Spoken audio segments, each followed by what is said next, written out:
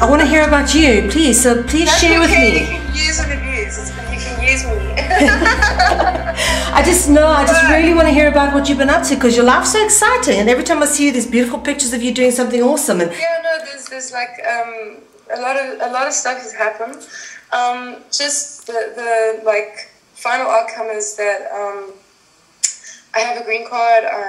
I'm immigrating.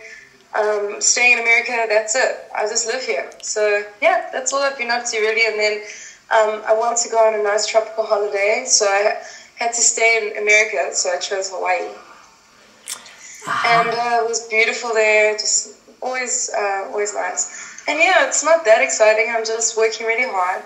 I went through hell back in South Africa. That's what made me just say screw that and come here. I would go jogging. I would go jogging in the streets. And the first day that I did, the engineer, this is when I was flying in the Congo and delivering food for the World Food Program and the ICRC, and helping people there through flights. The engineer of our flight said, please take this knife. So I had this little switchblade knife in my hand. I felt like such an idiot, jogging along the dirt streets with all the trucks going past in the heat of the jungle. And it was just women and children, you know, carrying stuff on their heads, walking from A to B, mundane routine of life. Nobody was trying to kill me or hurt me or take advantage of me. And that was in the deepest, darkest equatorial regions of Africa. And eventually I had a string of young children that would try and run, you know, behind me and come running with me. And they would always say, they would have this little voice, they go, Mama, Mama, t'es blanc, t'es blanc. Like Le Blanc, you know, like, look, there's the whites. Because I had this long blonde hair, just running along there with my pale skin. And eventually I had this one guy, like this older kid, because none of them could keep up for very long and they'd all give up. Even grown men that were security guards for houses, they'd see me run by and they'd try and run with me and keep up, and they'd say, courage, courage, which means like courage in French. And they were so like happy to see me and run along with me for a few paces. Eventually this little boy did keep up, and I felt sorry for him because he was quite a few meters behind, but he was trying so hard. He was about 14 or something, little Congolese boy. I wish I could have adopted him. And I would like pour water down his throat, you know, whenever we'd have a water break. And eventually he would just wait outside the like compound, waiting for me to come running. When I had a flying day, we'd drive out in the like truck, and I'd be in my pilot uniform, and I'd see his little face with his earphones and his massive radio that he used to plug in to listen to music while he ran, and I'd like wave goodbye, like, sorry mate, no running today, but he'd be there like waiting. oh, sweet Jen. So you've flown out of so many interesting things, and that was while you were actually flying supplies into war-torn areas.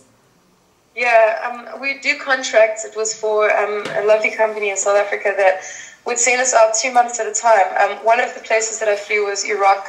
We were based in Bahrain, and we were working for DHL, delivering the mail to the American Air Force bases. So we'd fly to all interesting, like Kuwait and Doha and different Air Force bases and things. And then we'd sit in the airplane until dawn and then fly into Iraqi airspace. And then do like a spiral descent into madness for the landing, just so that nobody could actually shoot us down. And then we'd also have to climb up and spiral out of there so that nobody could really aim at us. Frick. And at one point we were flying into Baghdad, and some colleagues of mine got a mortar rocket blown up in front, like right next to the aircraft. So we had a company meeting, and everyone who no longer wished to fly into Baghdad had to raise their hands. And the others negotiated $500 a day for their life. But eventually we had to get pulled out of Baghdad because it got really bad. But we'd still fly into Talil, which was just west of Baghdad. Just you know, doing our job. Not the day's work at 5 a.m. taking off for Baghdad. It was just craziness, Jen. Absolute madness. 12 hours so that I could get into an airline. I think that there needs to be like some kind of communication lessons at school. It definitely starts at school to give kids a way and a means of diplomatically dealing with sexual harassment and with aggression and bullying and all that shit when they get into the workforce, because we're not equipped.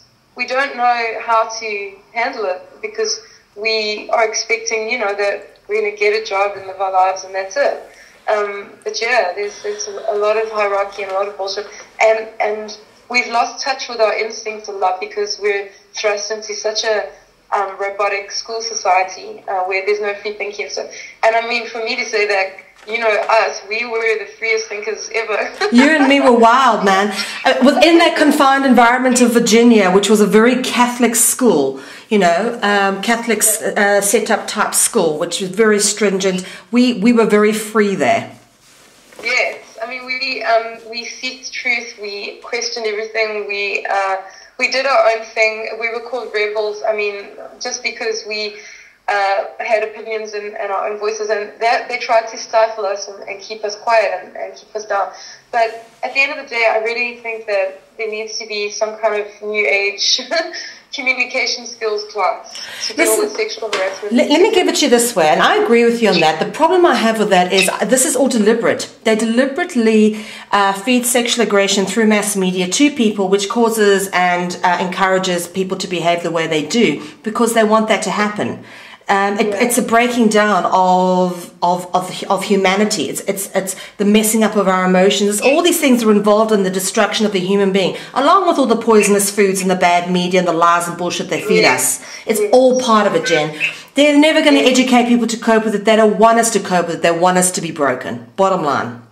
That is so true. And that's why I think that a lot of Americans and a lot of people that are seeking enlightenment and broadening their connection to essence, I think that's why they just put their head in the sand a lot, because they just feel that it's an impossible war, that you're butting your head against a hard place constantly, and that it's pointless, and that at the end of the day there's powers beyond even the powers that you were struggling against, and that it goes so deep, the rabbit hole just goes so deep that just at the end of the day, be the change you want to see and live your life. Like that's how it seems to be the attitude in America amongst the people that I've met.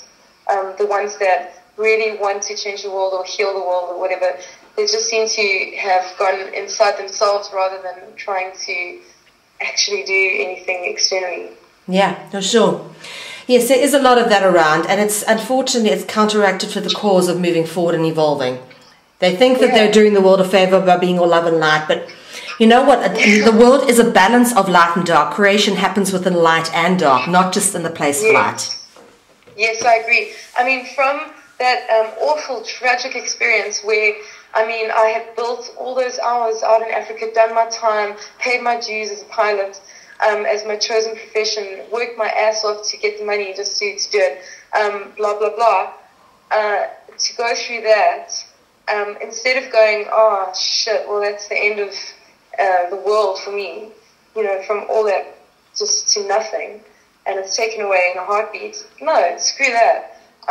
Just very positive about it now is that thank goodness that happened, and it builds character, it builds strength, and I do believe, like you say, that when we go through the storm, eventually we're going to reach the eye of the storm and enlightenment. We're going to hit notes that we would never have been able to reach otherwise. We really do develop as a person when we go through hardships. The ups and downs of life are actually beautiful in their entirety. I agree. We are at our best when we're overcoming adversity. Yes, yes. And I really admire and commend the beautiful work that you're doing about South Africa. You know, like we were discussing earlier about your ebooks and your documentaries and all that work and effort that you're putting in to exposing the violence and genocide there and the war on the Boers. It's so outdated that's still going on because it's just an excuse for violence on certain criminals' parts. So well done, Mal. Seriously, it's beautiful. Good. You know, Jen, I can see you on the same spiritual path. You're a little bit behind me because, I mean, I was reading Eckhart Tolle 4 years ago. But I would say we're on the same we're on the same path. You and I have a general understanding. My knowledge is a bit probably more studied than yours, so I've spent a lot of focus on it. But what I would say is, I know you get it. And I know you and I are probably, you know, we both sort of born Year of the Dragon for a reason. It's a very, very spiritually important year to be here. We open-minded, free-thinking wanderers of this planet. here to be free and live free, you know, and that is what it's about. That's the divine plan. It is freedom. Yes. So Absolutely. I fight for that every day of my life in whatever capacity I can, because until I am truly free, I will never really, truly be happy. You know, and I think I'm a pretty positive and upbeat person in general, considering all the shit that I look at. You must see some of the photos I get sent of mushed up Boers, how they've been beaten into pulp. I mean, you must see the shit I get to look at, Jen. It's hardcore. Yeah, but you know what? I look at this stuff, it makes me cry, but all it does, it also makes me more fucking determined. These fuckers are not going to get away with it. We are going to get them eventually.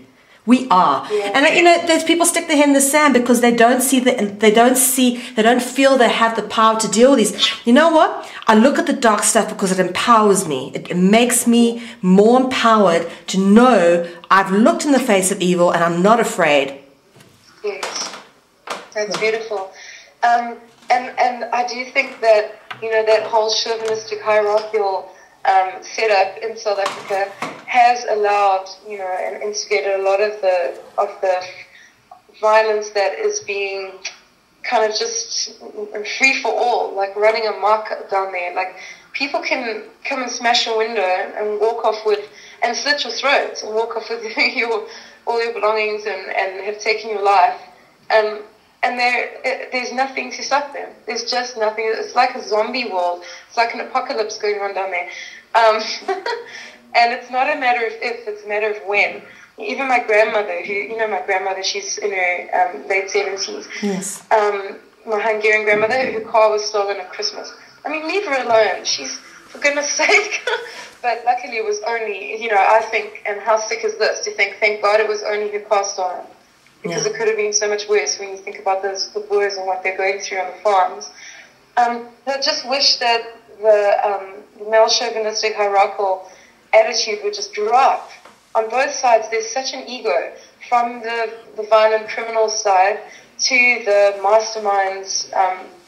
Sometimes it's them that are masterminding it, but to the guys that are having such a grudge against the blacks and having such a bad attitude in general against women, and they're causing their own hell. If they could just change. But it's so hard to say that because, you know, who am I? I'm not perfect, and I want to try and transcend my ego, and I don't want to point fingers and blame, but at the same time, realistically looking at it, both sides need to change. There needs to be such a change of heart in South Africa. Well, everybody needs to take personal responsibility. We need to look at what we can do in our immediate environment to make a change. And you remember what it was like in Durban, okay? Durban, unfortunately, I'm sorry, I call it apathy central, yeah? I mean, have you ever known a more apathetic place in the world? And not being funny, but definitely quite stupid. You talk to people there, and I swear, and I think to myself, did we really go to the same school? Yeah. You know, it's sad because it's a wonderful place and it's a beautiful place. And I'm so proud to have grown up there and all the wonderful people that I met there.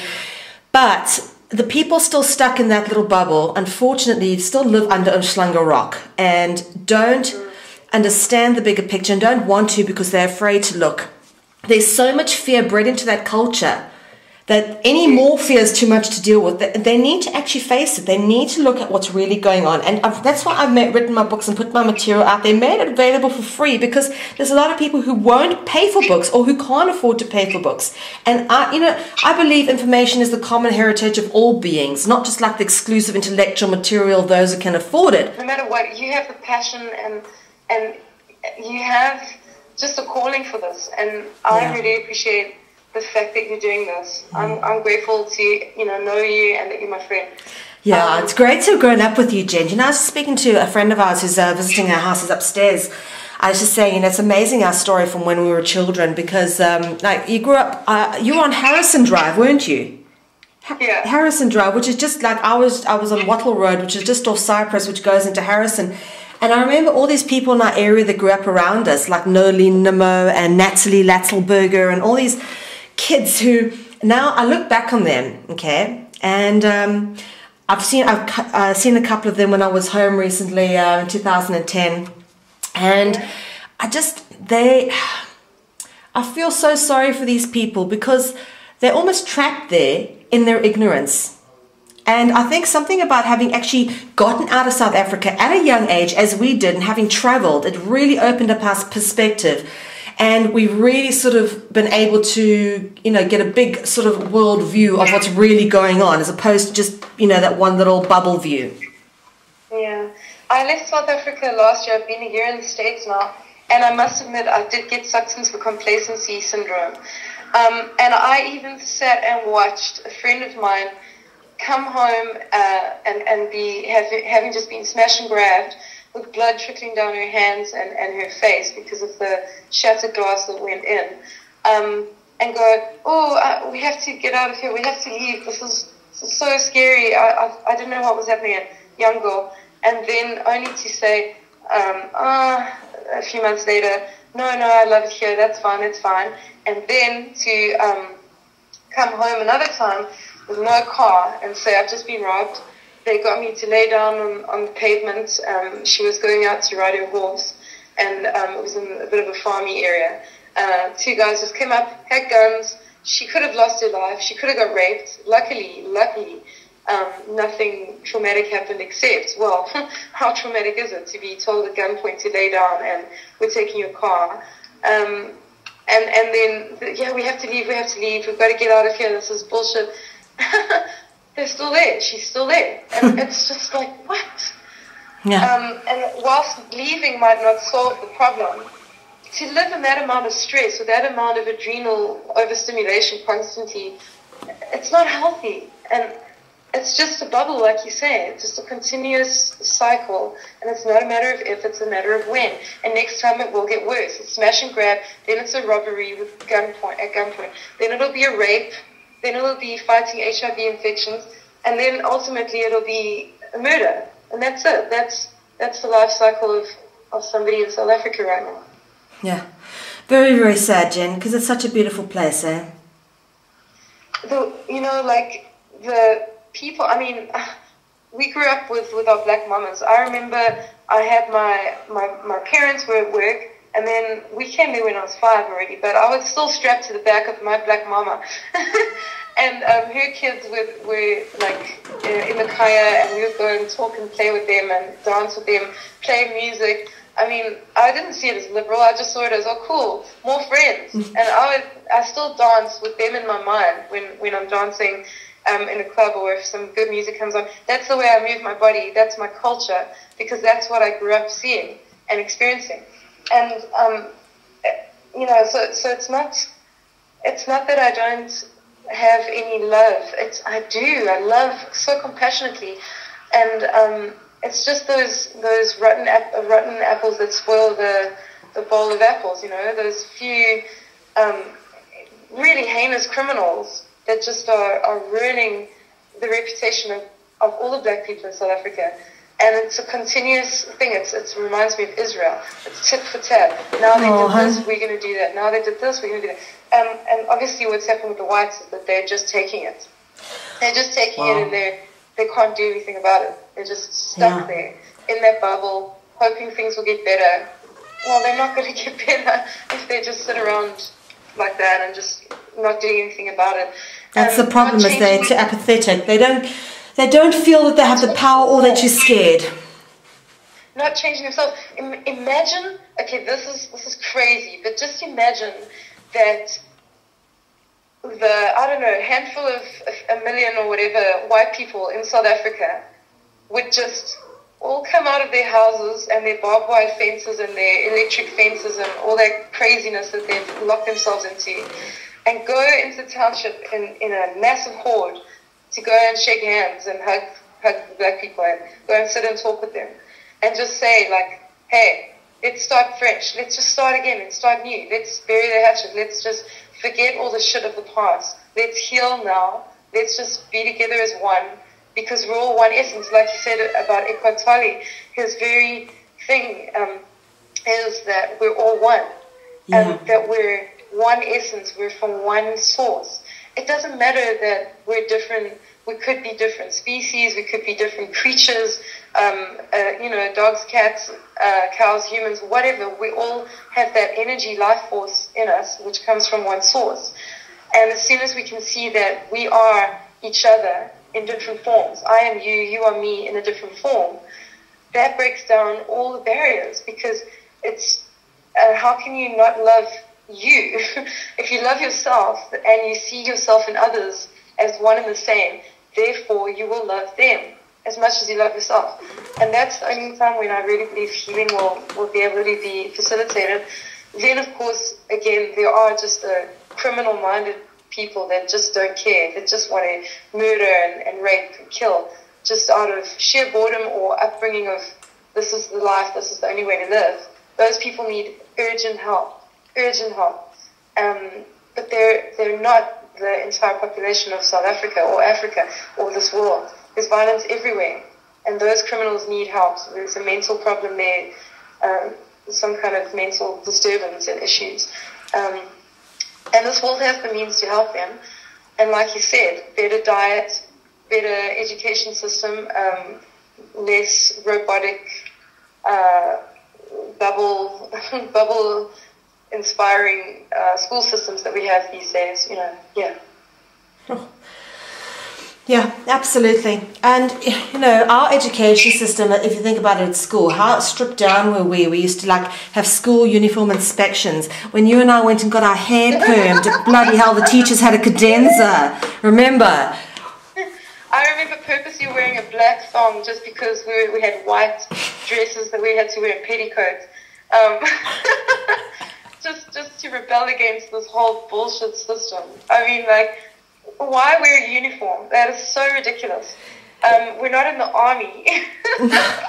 Well, unfortunately... Why can't we choose our own underwear, especially if you're wearing a petticoat anyway, so you can't see anything? But when they lift your skirt up to check your underpants, underwear inspection, oh, she's wearing black underwear. Oh, she's in trouble. Ooh, how naughty. What a naughty girl.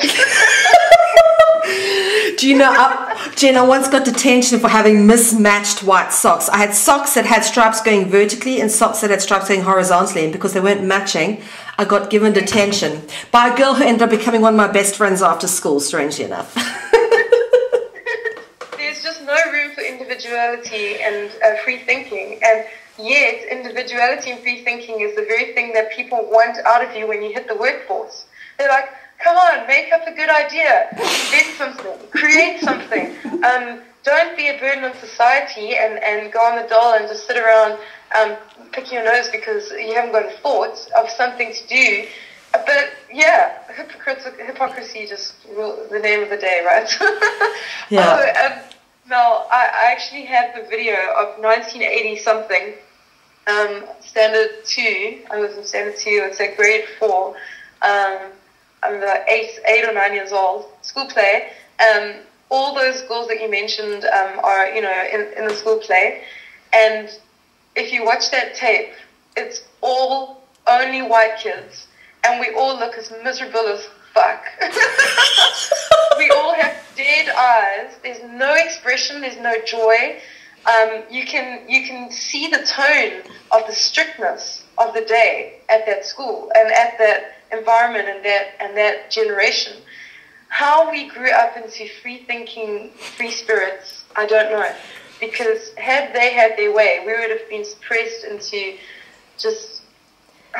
But Jen, think about you at school. You were such a free spirit. You were one of the smartest, one of the fittest kids out there. Yet you couldn't keep a school because you were just so naughty compared to their strict standards. You were just totally rebellious, and you did silly things just for the sake of rebelling, like smoking. You didn't even enjoy it. I've just recently watched a movie called Runaways with Kristen Stewart and what's her name? I remember Blanco. But anyway, they're playing Joan Jett, and they're playing up the story of how Joan Jett and the Black Hearts became or came to be, and all you see how they are. That reminds me of us so much. But yeah, just the struggle to be an individual in that kind of restrained society.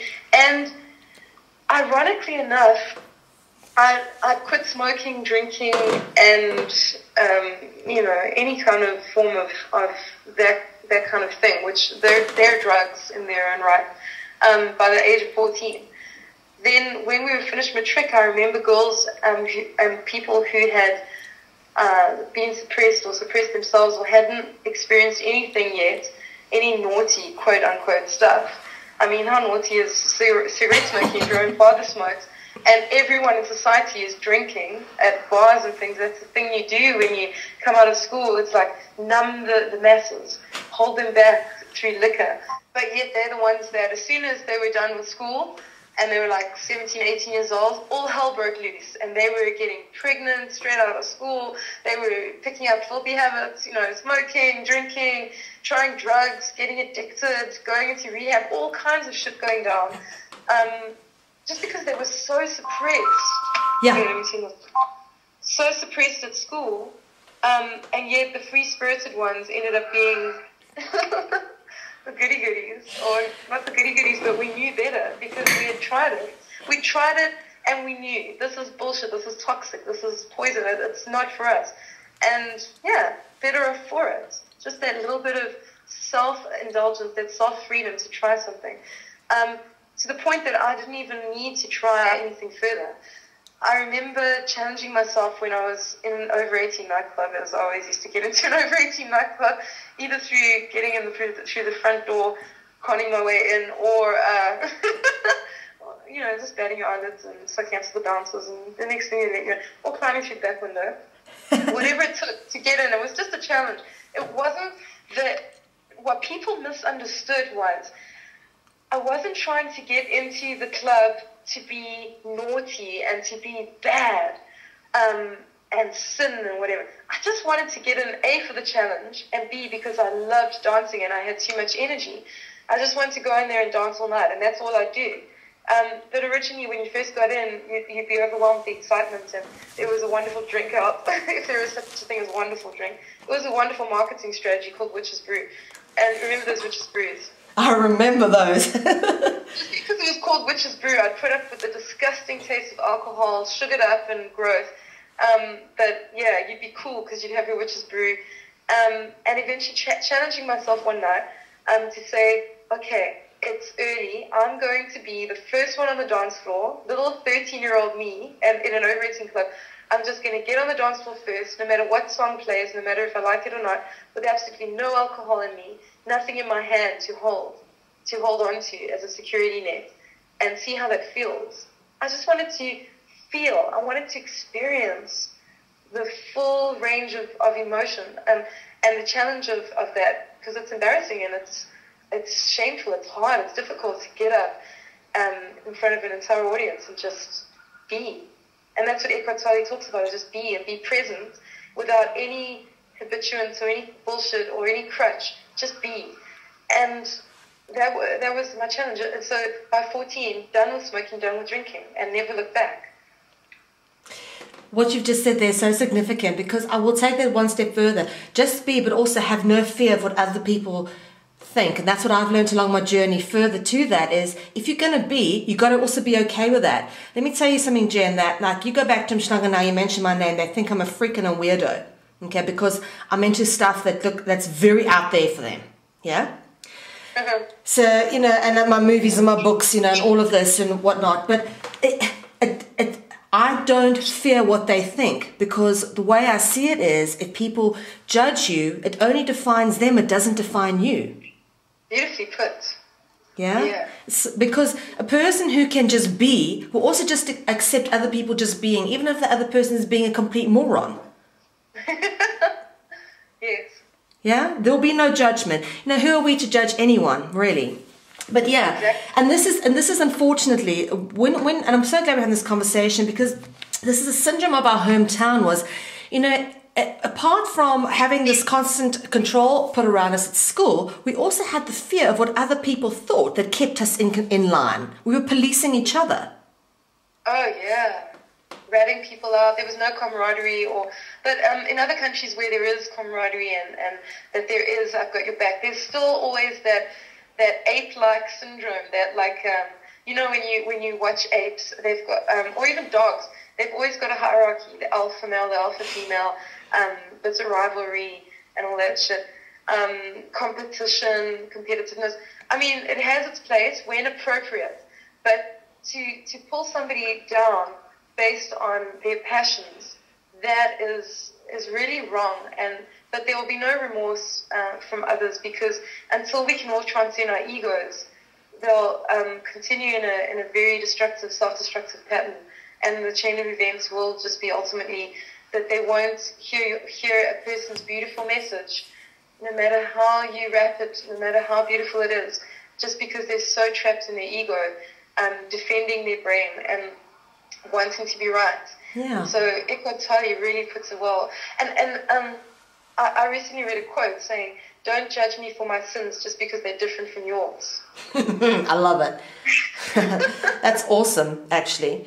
Yeah, exactly. You know, how can we judge anyone for their experiences? And like you've said, and I thoroughly believe, out of the darkness comes the light. We need the darkness to teach us the biggest lessons of our lives. Like when I had my car accident, you know, no one would ever have thought like having my whole body scarred and being in a wheelchair for a year would ever be a good thing. Do you know, it was my car accident that made me stop going to church, and actually made me realize there's something more going on a spiritual level because of the out-of-body experience that I had. And that's when I started learning healing and Reiki. And it was Reiki that made me realize that we actually have the ability to manipulate and use energy for healing. My God, there's much more going on out there and we're not being taught about it.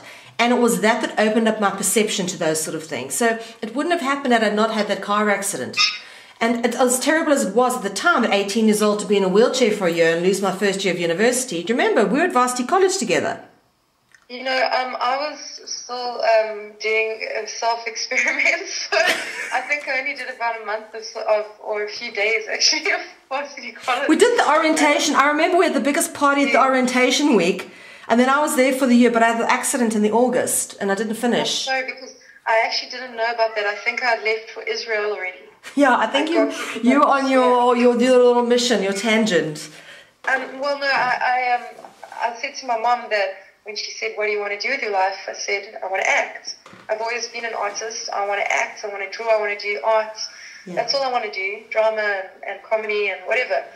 And she said, "No, you can't go to Cape Town. That's the only place that offers it because you're just going to party all the time." I said, "Yeah, but partying is part of it, part of being young, and I want to do that." So she was like, "No, you have to do a Bachelor of Arts in Varsity College." Well, if you don't, I followed my passion, which was I don't want to do that. So I went for a few lessons and I said, "Mom, honestly, it's a mistake.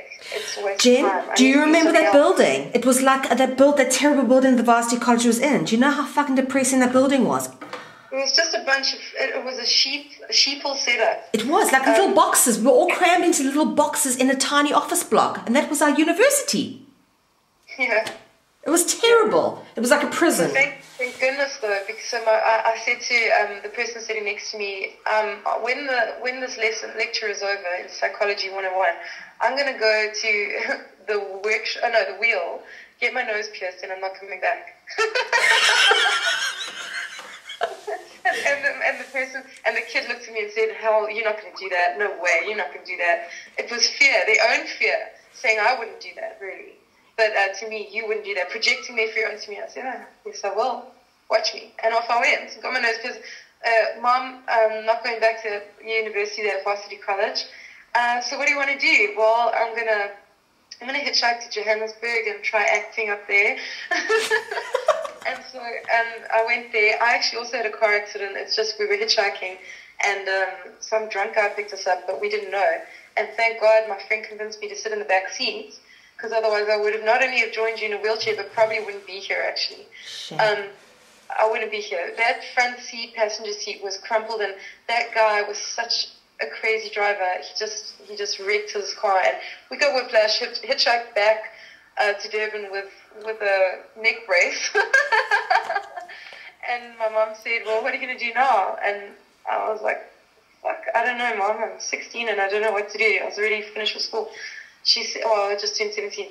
She suggested kibbutz or pair. So I went and volunteered at a kindergarten, and then I was like, kibbutz. I wasn't ready for child rearing just yet. I love children. I'm so playful, but I wore myself out because I wanted to play with each and every child. I just wanted to play with them, and the teachers just loved me because they could take advantage of my naivety and just I would just be the entertainment and just play and put on plays with the children and help them. And oh no, I was just worn out. So I was like, farm work for me. But I'm sorry to hear that you were in a wheelchair, and I actually didn't know the extent of your injuries until you just told me now. I knew you'd been in a car accident, which you told me later when I'd seen you. Yeah, very bad, eh? Yeah, but it's water under the bridge now. It's old news, long time ago, and it did certainly bring me to a certain realization. But I really want to stay on your story, Jen. So how long were you in the kibbutz for? Only 2 months, but I ended up living there for quite a long time, living in Israel, because my acting career really took off there. Really? I know that.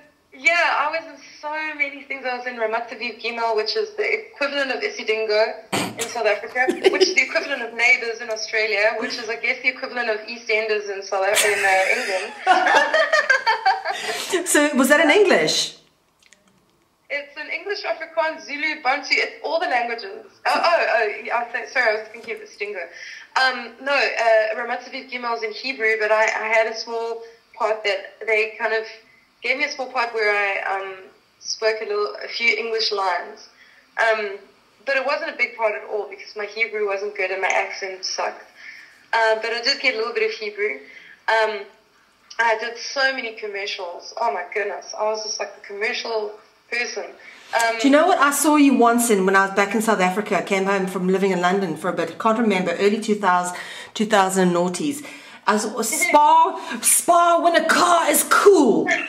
Do you remember that advert? I love it because you know what? That was so much fun. I had just totally chopped off my long blonde hair and I let my natural color come out. And it kind of reminds me of Kristen Stewart when she's a little kid and she had that awful haircut in one of her movies when she was really young. That haircut. It was just like chopped off, normal color, plain Jane, nothing special, but yet rocking it. You had this little hot pants on. Like I remember this little denim jeans, and I could see the camera was following you around circularly. It was a crazy advert for crazy. It was like energy. Yeah. They were breaking out of their uniformity and doing different things at that point, and they were getting very creative and artistic. But yeah, it was just they wanted like a tomboy, rough, tough kind of down to earth chick, and it was very liberating. I fell over. I watched that, and I was like, "That's a Jen! Wow!" I pissed myself. It was so funny. And you were so good in it as well, though, Jen. You were so committed to the advert. I must say, you're very convincing. Dude, it was fun. It was fun. And from there, it was funny because that advert was played so often, and it was played in Isidingo. And when I was on Isidingo, it was still being played in between. So then, by the time I was in Isidingo, my hair had grown, and I'd been dyeing it blonde again for the role of this dumb blonde that I played on Isidingo. So it was freaky. but I guess at the end of the day, you always got to be true to your passion. Yeah. And then, of course, when was the Steven Seagal film? What year was that? That was in 2005. That was okay. Were you the lead role? What was the story there?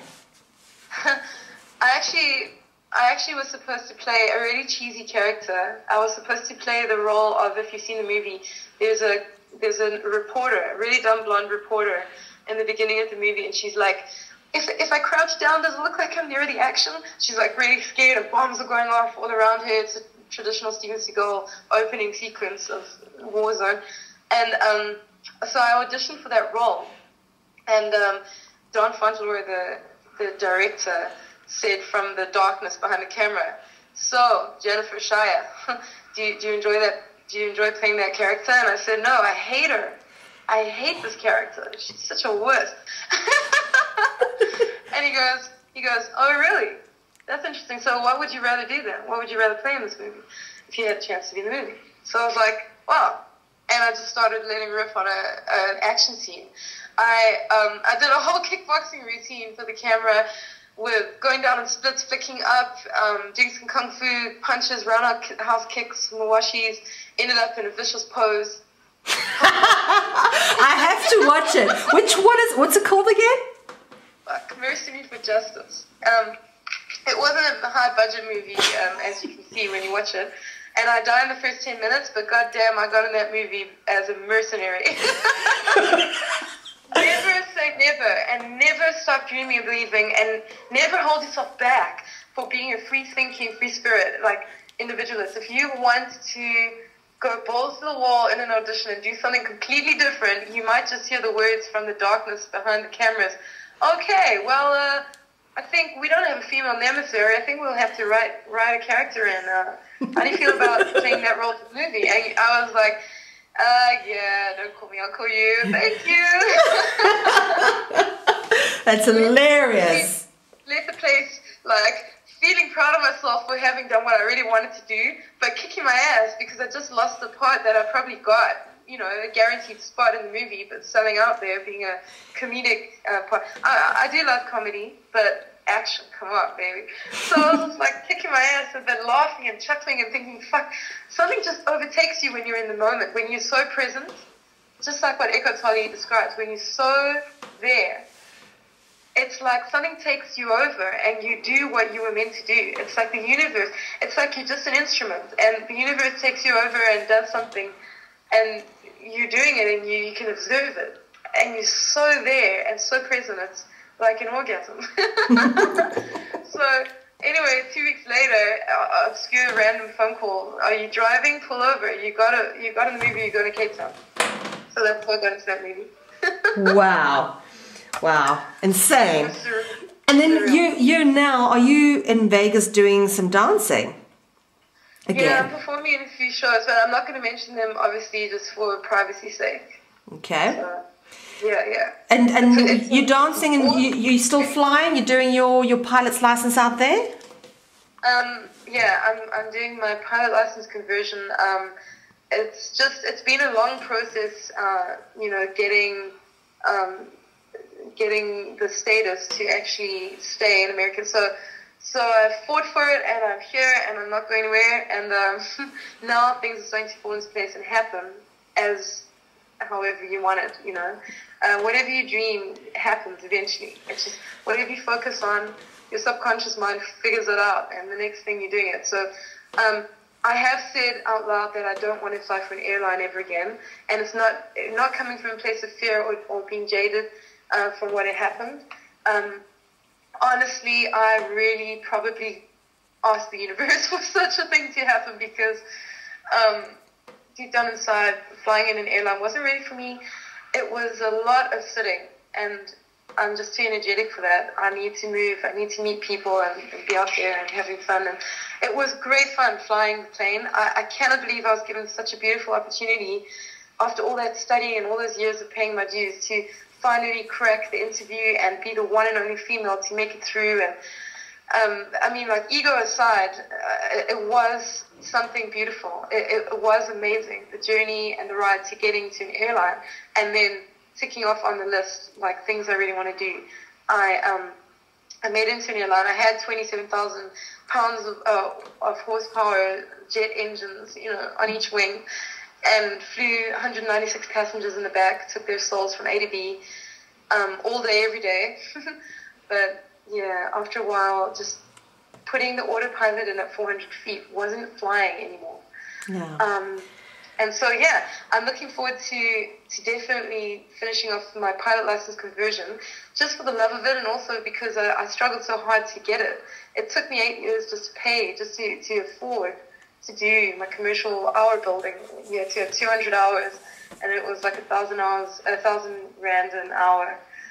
What's it, like $100 an hour? So it was very expensive, and I don't want to just let it fall by the wayside.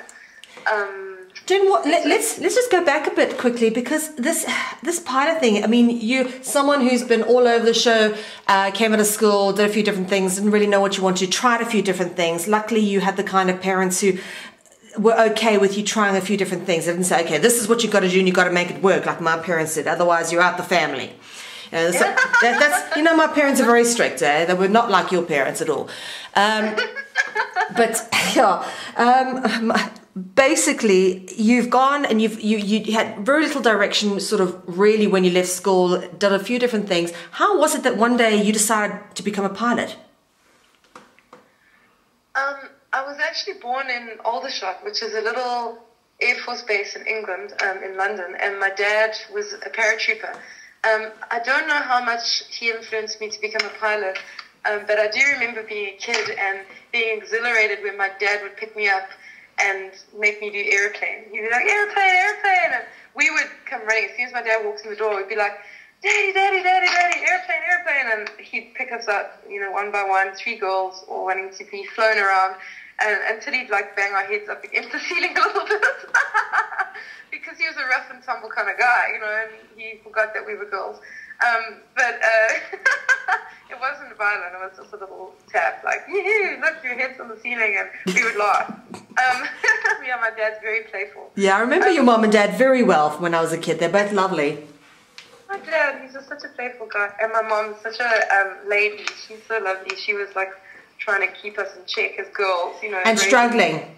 I remember your mom, Jenny, no, you with a little finger at you. And you were like, oh, Mom, please buy me cigarettes. And I couldn't believe you asked your mother at the age of 14 to buy you cigarettes. I was fucking mind blown. Can I tell you now, that was actually a wonderful thing that she did. My mom said to us, to my sister and I, okay, come out of the closet. You girls are smoking. We can smell it. I know that you're experimenting with this shit. You said you didn't want to smoke because Dad smokes, and you didn't like the smell, and you didn't like how the smoke would go on your food and get in your system and your hair. And I know that you look up to your dad and you're daddy's girls, and eventually it was inevitable you were going to try this. And you're in high school, you're 12. I was 12 in standard 6, so that's grade 8. Everybody's trying it around you. Just come out of the closet. Just shine your colors. Just be who you are. You're smoking. Just smoke in front of me. So my sister and I innocently believed that it would be okay to smoke in front of my mother and my grandmother. This is Caroline. Yeah, she's called Sky. Sky, that's right, yeah. Yeah, just because my stepmom is Caroline, so she felt weirded out by it and chose it for name. Good for her. So we were like, oh, cool, really, Mom, really? Can we? You don't mind? We'll be all right. We won't be in trouble? Yes, you're doing it anyway. Rather just do it in front of me. So we did. At first, it kind of broke my mom's heart. I could see it in her eyes. She was really looking at us through those blue eyes and just heartbroken. My babies are destroying their lungs, the precious gift of health. They're just ruining it. And then my grandmother couldn't handle it and actually smacked it out of my mouth and said, no, in her Hungarian accent, no, I can't see this. And it took them a lot to breathe through it and really just accept who we are at that point, who we were, what we were doing. And just go, okay, I'm fine with this. It's your choice. No fear. I'm doing this from a place of love. And thank goodness they did that. You're so blessed, Jenny. You're so blessed. Do you not remember my mom? We got drunk. What did my mom do? She took me out of the room and she beat the crap out of me whilst you were passed out and vomiting in my bed. My mom beat the crap out of me. She never accepted it. When she found out only when I was 16. Through someone else who'd seen me smoking. Do you know? She grounded me for fucking ever. And every time I went out, she'd make me come home and breathe on her and smell my breath. And if she even thought she suspected cigarettes, she'd like grab me by the arm and dig her nails in. Have you been smoking? Like this. No, Jesus, I wished I'd had what you had. That you are so blessed to have had your parents. I remember even when I was growing up, how much I loved being around at your house because of how tolerant and how unafraid you were of your family, which was something completely new to me. I grew up in utter fear of my parents. Well, I didn't know that because I really loved you and your mom's relationship. I thought that was beautiful. I didn't know that she was so strict. I did hear the smacking of your face. No, she was a very abusive woman. Unfortunately, I grew up in fear of being killed by her, Jen. I love my mom more than anything, and unfortunately, it was heartbreaking for me. And this only came to me a few years ago, to the point where I actually had to cut off my relationship with her because she's such a dark person. She's a very nasty, horrible person. And every time I let her back into my life, all she does is hurt me. Of course, I'm cutting all of this out the interview. I'm just explaining it to you. But, every time I let her back into my life, she hurts me. And what it is she's spiritually unevolved. And we all evolve at our own pace. But what it's a case of, She lives in a mental prison, okay? And I'm okay. I don't try to change that. I understand she lives in a mental prison. The problem she has is that I do not want to share her prison with her. Yeah. Okay? And she wants me to be like her because she thinks the way she is right. Yeah, and if I'm not, then I'm a disappointment, and she's disinheriting me, which she has now, you know, and all of this. Once again, the ego, the little me, Eckhart Tolle describes is that if you, he quoted Ram Dass saying, if you think you're so enlightened, go and spend a week with your family. It's a challenge. It's one of probably the biggest challenges of our time on this planet, in this dimension, is trying to just be and allowing our family to be. It's so hard because we can see the mistakes they're making, they can see the mistakes we're making, and all we want to do is from a place of compassionate love, hopefully not from a place of fear and ownership, but a place of compassionate love. We want to reach out and help and help change, and all we can do is be the change we want to see, and literally just allow everything, and don't allow it to affect us. Yeah. And like you said, just not allow ourselves to be imprisoned, but we can observe the ego in our loved ones, and we can observe their prisons, and when we can completely just allow it for them, just as they are in that moment, and just be present for them while they're being in their prison, that's like all we can do. And I tell myself this, and because I've had to do that with my mom, because my mom being such a lady, such an elegant lady, and always, she has a lot of fear about what people think of her and of me, and to the point where she wouldn't even let me speak. She would not even stand up for me because she was so ashamed that she wanted to protect me from everybody else's judgments, and she could see that people are looking disappointed or looking confused or disrespectfully at what I'm saying, because they're in their bubble or whatever their story is, that they're not taking it well or listening with an open heart. And my mom would read the signs on the people's body language and faces, and then try to protect me by shutting me down, shutting me up. Okay, Jen, we've heard it. We've heard enough. Okay, stop. And I'd have to stand up for myself and say, Mom, just be present. But you can talk to your mom and ask her to just be and just accept. But then that's not respecting where she's at right now with her fears, and just allowing her to be in her prison at that moment in time. That is where she's at. Just be there for her, kind of thing. Yeah. So I've had to tell myself that a lot. It's like, just back off, just keep quiet, and allow the presence, and just observe her, because she has her fears and her thoughts and her thing that she wants to say. So if it's not, and at the end of the day, everybody's like, never satisfied with what we've got unless we've transcended our own egos. It's like, I wish my mom or my parents had raised me like this or like that. I've seen all traveling around this world by backpack, all different families, different upbringings, and have seen some great ones, some not so great ones, some stuff where you thought was great, and then you've lived with them for a week and it's totally different to what I thought. And so I guess just being there in the moment and observing is all we can do when we're around our family members. Yeah. Because we have so much love and compassion. We want to help them. We want to change them. But we can't. This is it. And, I have accepted them for who they are, because I think, in a way, I'm more spiritually evolved than they are, having travelled and having done so much more and having lived, and explored, and searched beyond the bubble that is Shlanga Rocks. But what, unfortunately, they still live in that bubble of the fear of what everyone else thinks. And it's funny what you said. I had the same thing. I come home and I'm like, yes, Mom, the church is not good. Christianity's not good. It's bad. It controls you, this and that. And it's like, oh my God, please don't say this in front of my friends, shutting me down as well. When I started speaking, and then she started seeing people listening to me, it would be like, Mel, we've heard enough of the conspiracy stuff, we don't want to hear about the Illuminati anymore, kind of thing. And I'm like, Mom, people need to hear this stuff, actually. And you come to these dinner parties, you sit around, you all talk about the same fucking thing, your financial portfolio, which property you buy, and which horse you own, blah, blah, hana. Yes, and it's all very good and well, because as you know, my family were always wealthy, and I was raised with money, and I've I've had success in my own career, but I've also been to a place where I've lost all that. And it was the best thing. As you said, sometimes the worst things in life are the best things. It was only through losing everything that we actually learned that what the monetary system really is, because I had to explore, all right, what is this thing that has encaptured us, that has imprisoned us, that we now suddenly find ourselves struggling with? And then you look at how fraudulent the money system is and how we are enslaved by money and values and commercialism and all of that. And you begin the whole spiritual process. Now try and explain that to someone whose whole life is wrapped up in their external locus of identity, which is my beautiful palace, like people in Mshlanga. Mm-hmm. Absolutely. And the thing is that it will shine from within you.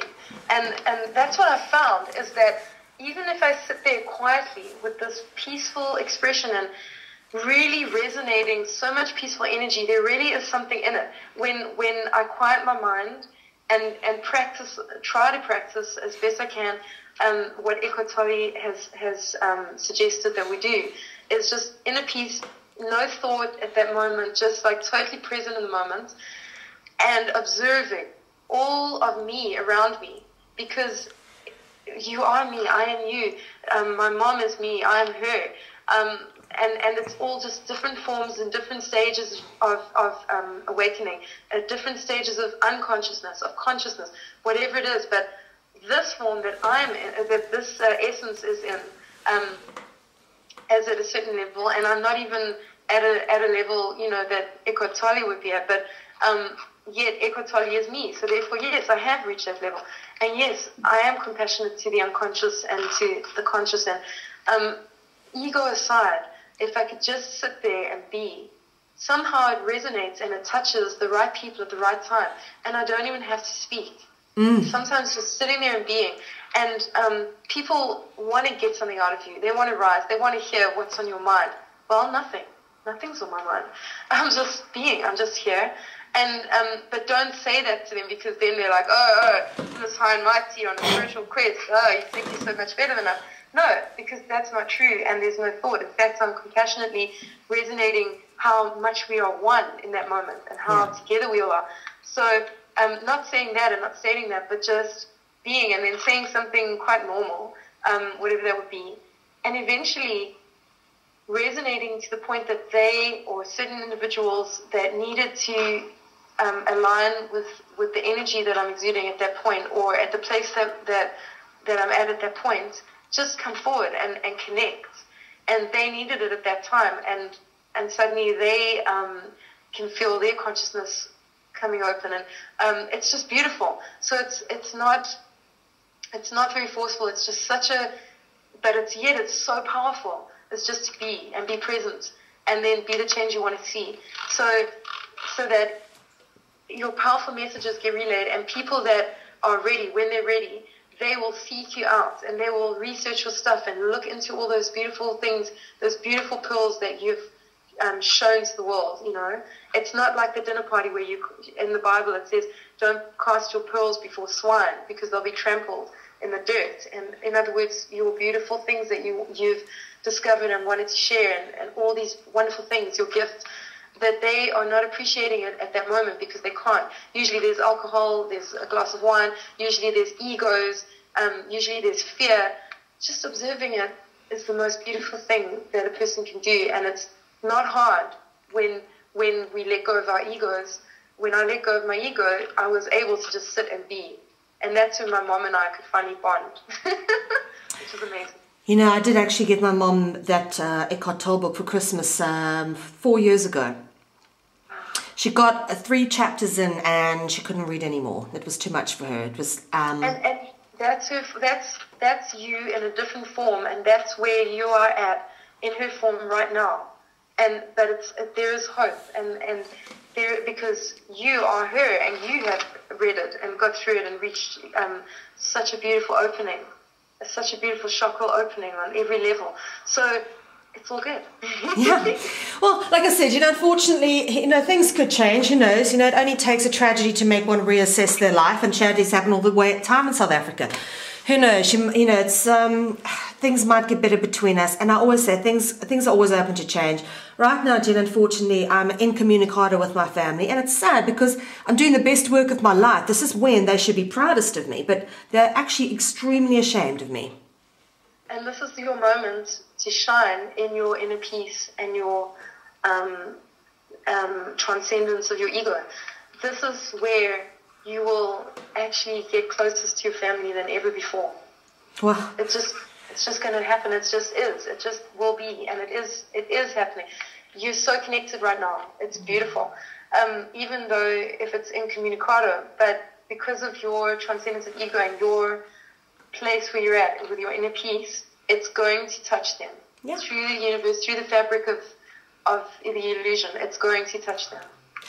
Well, I'm hoping it does, because I really hope they start looking at some of the stuff I put out, with all due respect. I just worry about them, and I really would just hope that soon they'll start educating themselves more specifically to do with their diets. I suppose we should get onto that. But my mom was diagnosed with type 1 diabetes 2 years ago, and since then, I've been desperately exploring the whole diet dynamic because, of course, I've got her genes, and I'm prone to putting on weight, and that is just in our family bloodline. But I've now got myself to a place where I'm sort of doing the whole far more balanced lifestyle through educating myself and realizing that with everything we were taught at schools and that those institutions we went to, that you're taught, like, for example, the 5 food groups, and you look at this, the 4 out of the 5 food groups are like totally toxic for you. I love you, Mel. I just absolutely love you. I love what you just said as well. It's just exactly right on. That whole system, it's exactly, this is where I have a small problem with Eckhart Tolle's teachings, okay? It's not my ego talking, and this is very controversial because I've written this on YouTube and people have commented with the most hateful comments, not understanding. Tell me. I love Eckhart Tolle. He is me, I am him. I love all the people that wrote all the hateful comments because that's where I'm at right now. It's a reflection of something in me, and that's fine. That is fine.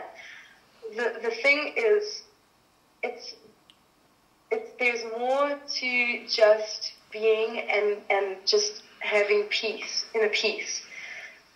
We are trapped in a body, in a form. Whether we're a dog, a cat, or a human, we are trapped in a form. And we have a certain responsibility to that form. I know that it's temporary housing. I know that it's transient. It's just here today, gone tomorrow. We are specks of dust. We're made of carbon, hydrogen, oxygen, and nitrogen. We're 70% water. We're a phenomenon, and we're just here and there and gone. In the blink of an eye, mankind is, if you scale mankind's existence out on a year's scale, we would be 1 second before midnight. That's how long we've even existed on New Year's Eve. 1 second before midnight and a fart in space. I mean, really, we are humble. We are grateful to be here. We're just specks of dust, and we're nothing, really, and it's beautiful. And I totally agree with everything he teaches. I do feel, though, that we're hurting this planet and we're hurting ourselves. And as much inner peace as we can conjure up in our brains, if Eckhart Tolle is reaching for a cup of coffee or a hamburger after being so enlightened, and it's not to judge his enlightenment, but come on, really? Everything we do, every thought we have affects the universe, affects this planet. And this planet, we are given as a gift an opportunity to live here in this form, in this dimension, on this organic spaceship hurtling through the universe. How dare we hurt it? How dare we destroy it and rape it? We're complaining about the rapes and the cervix removal of a human being, of the Boers in Africa. What about this planet? I mean, this entire planet is just, there's nowhere for wild animals to live truly wild anymore. There's nothing sacred. The only sacred thing is the now, the present moment. But I disagree. Earth is sacred too. This planet is something that we have been given the responsibility, and I love what you said earlier about the fact that we need to take responsibility. That food chart, that food pyramid that we were brainwashed into believing in as children didn't tell us the truth. The fact that there is so much protein in fruit, that we don't need that much protein, that in fact too much protein causes a very huge drop in our pH, from 7.3 pH, which is the perfect, slightly alkaline pH in a human's body, which prevents the growth of bacteria, molds, funguses, and viruses. And cancer. And cancer is just the result of a high animal protein, high protein diet in a highly acidic environment, which we've created by the consumption of too many amino acids, too rich a feeding session of amino acids constantly, daily. Morning eggs, too much amino acids, too concentrated. Afternoon chicken sandwich, too much amino acids, too concentrated. Evening steak, just too much amino acids, constantly bombarding our system. And we're not designed to even digest all that fiberlessness. It's got no vitamin C in it, so it does nothing for us. Yes, it's got protein. Yes, we need protein. How much protein? Well, they've estimated in studies done by the FDA, 2.5 grams a day is all we really, really need. They've said, okay, double that and make it 5 because, people are scared and there's fear-based that, we won't get enough. I've been living for 5 years now on nothing but fruits and vegetables. I've been raw. You actually inspired me to go raw, just like you actually inspired me to quit smoking, because you quit smoking before me when we were very young. The quitting of these animal products and going raw about 4 months ago, but quitting the animal products 5 years ago and living on nothing but fruit, people cannot believe how soft my skin is, and that's because I'm getting all that vitamin C. And vitamin C builds collagen by bonding with lysine and proline, which are 2 essential amino acids, which you get in fruit. The seeds inside the bananas, the little black dots that you find in the center of a banana, the seeds on the outside skin of a strawberry, seeds inside blueberries and black currants and mulberries, raspberries, all the berries, all those beautiful fruits give us just the perfect amount of amino acids, that 2.5 grams. Plus what people are fearful of is that, we must get all our amino acids in one meal. Now, amino acids are the little components that make up a protein chain, for the viewers or the listeners that are new to the jargon of biology. Just amino acids, they're chains of little amino acids make up a protein strand. But in fruit, you don't get these long-winded protein strands. And I say long-winded because beans are renowned for making us fat. And that is because they have long strands of carbohydrates, long strands of proteins, and when those strands break down, which is very difficult to break down in our systems, they cause a lot of gas. With meat and dairy, the protein strands are also very long, and they're long-winded. That's why you get bloating and water retention when consuming especially dairy, but also all flesh, rotten flesh, corpses of animals. Sorry, I mean steak and chicken wings, not corpses. And it's just we don't need all the essential amino acids in one meal, in one bite. Our liver is an amazing thing, and Mother Nature just got it perfect. Our liver actually takes in all the amino acids throughout the day in a pool, and it holds onto them until the evening, or whenever you're programmed to sleep. If you're doing night shift, it'll be whenever you fall asleep. When you fall asleep, the liver then processes the pool of amino acids that it's captured during the day. So if a banana is lacking in a certain amino acid, but you can get it in a persimmon or an apple, the liver will take all those amino acids and hold onto them and pull them, and then use them later that day or that night. And you will not be deficient. I'm living proof that there is no deficiency or protein deficiency. There's never been a reported protein deficiency disease ever in mankind. Kwashiorkor is a calorie deficiency. and that causes a big bloated belly in the. You've seen pictures of children. Yeah, it's called belly belly. Yeah. What's that? Belly belly. It's another word for it, where they get the big bloated belly. Yeah. Exactly, belly belly and kwashiorkor. It's a caloric deficiency, not a protein deficiency.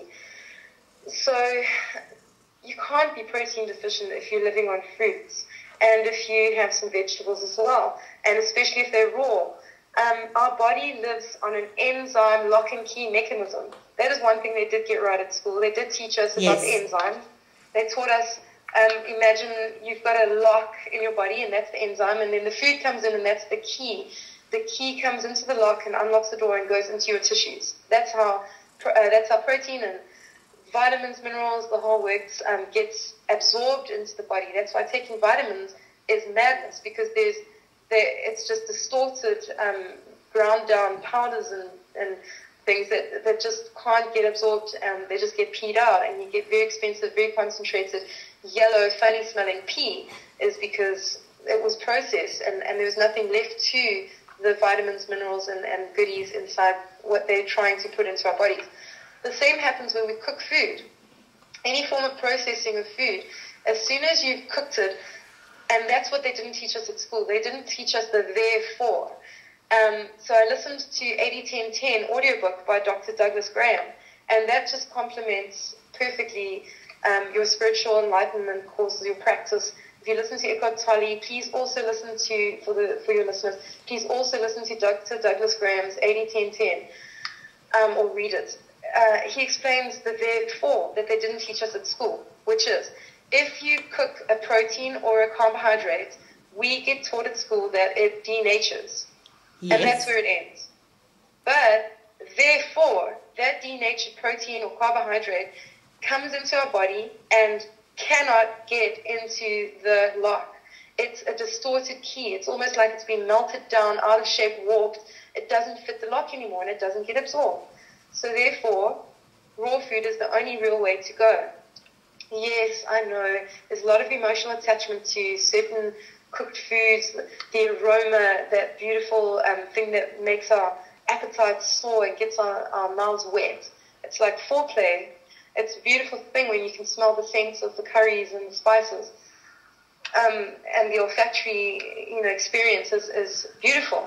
But I remember very, very well smelling the most divine curries, but then eating it, and all it is it's not as good as the scent. The smell, you want to capture that on your tongue, but you're left wanting more. At the end of the curry, you're left wanting a lassie, or, like something sweet to drink, something refreshing now, because and then the next morning you wake up and there's bags under the eyes or dark circles because it was too concentrated spice, too much of a good thing.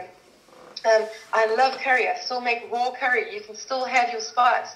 It's not to say that you ever need to go without. You can dehydrate things. You can mix things and add in chili. You don't have to cook chili. A beautiful, freshly picked chili straight off the vine, mixed up with avocado, bananas, and dates, and all those sweet flavors with the spice, just hits the spot every time. It is aromatic. If you smell that chili, you get your nose in that chili. It's beautiful, whets the appetite. It's not as pungent as a cooked curry house. When you walk in, you smell that, and you know your shit's going to smell like that tomorrow. For sure. You're going on at such a pace at the moment. Let me just stop you before we carry on and say that I know people give you a hard time about the respecting the body bit, but I absolutely have to agree with you on that one, because, and I know people will probably say the same about the Eckhart Tolle, they give you a hard time about that. But I also have to agree with the Eckhart Tolle that I don't agree with necessarily everything Eckhart says. I agree with a lot of his spiritual lessons, but he doesn't address everything. We still live in a three-dimensional reality where we have a body that we have to carry around with us. And you know what? I don't want to spend any time in this body in a hospital treating cancer. Thank you. Exactly. And how, and the madness, that he describes, the insanity of our thoughts, the incessant thoughts. Yes, I agree. There's a place for thoughts. There's a time for thoughts when appropriate. We need to observe our thoughts and not let them rule us. Yes. And we need to guide our thoughts and filter out what's bullshit and filter what's good. Yeah. Well, that's something that he hasn't addressed, is what what kind of thoughts, how do you filter your thoughts and make your thoughts work for you instead of against you? Yes, he teaches us to separate ourselves from our thoughts. Good. Now, how do we clean up our thoughts to sanity, sane thoughts that we don't allow to continuously chatterbox? We meditate and we quiet the mind, yes. But when we do think, what should those thoughts be mostly about? I tell you, I know, let me answer that one for you, Jenna, why he doesn't go there. Because then you have to get into the whole paradigm of truth, okay, which is where I go. It's not a small thing. It's not one book. It's not many books. It's a lifetime of research, okay? Yes. And that is where your thoughts, that is where you will never get confused. You stand in the light of truth. You'll always walk the straight line. You don't have to worry about backtracking yourself and thinking. If you're always walking and you're trying to focus, and ultimately your fundamental orientation is truth, then you process your thoughts the right way. Because there is no right and wrong. There's only things we learn from. Yes. So. And I mean, like, to slaughter these millions of animals Yes. every day, you know. How's that a good thought process? Exactly. And somebody said to me the other day, who was adamant that they will continue to have their burgers and their steaks, that if we don't, this is what they said, not me. But this is obviously, it's me in a different form, and this is something that I need to look at within myself. Then, if this is somebody's belief, and therefore my belief somewhere out there, is that if we stop the industry of meat eating, those animals are going to be extinct because nobody will look after them anymore, because nobody will breed them, because there's no purpose for them. And so therefore, by eating meat, they are protecting the animals. This is what somebody said. Those animals existed before, you know. They said that if we don't eat animals, they're going to go extinct. That's rubbish. They'll use any excuse to justify their madness. Do you know, that is the biggest bullshit. How sick is this world, though? Because there is some truth in that, is that if we don't see any reason for an animal, we'll just kill it. How sick is our society? If we didn't think, oh wow, lions are beautiful, we would kill them off. If we didn't think, gazelles and buck are just a waste of time, they eat the grass, we don't really need them, but we need them because lions eat them, and lions are beautiful, therefore we must keep the buck so that the ecosystem can survive. Oh, okay, then we won't kill the buck. We won't kill them all off. We'll keep enough for the lions because we want to see lions, because we like to see them. Yeah. It's become crazy. It is madness. It is madness. And I've recently seen pictures of families who've been on a safari shooting in Africa, American families with their two young little kids standing next to the slain giraffe that they've just shot. It's big smiles with a big fat gun, you know, standing there like bloody heroes. And it's the culture of believing that we have the right to kill off other sentient beings because we believe they're on a lower part of the food chain to us. I mean, that is the same hierarchical bullshit that controls our planet today on a human level. My heart absolutely breaks, and I have to hold the pieces together and ask Mother Nature to forgive us. And I have to forgive myself, because I am all of these people that are doing those things. If I am the same, one and the same, in a different form. And so I've got to seek inside myself where the bad energy is, where this terrible, disgraceful part is in myself that I can heal and forgive. Because our energy does affect everything. And this is it gets deeper.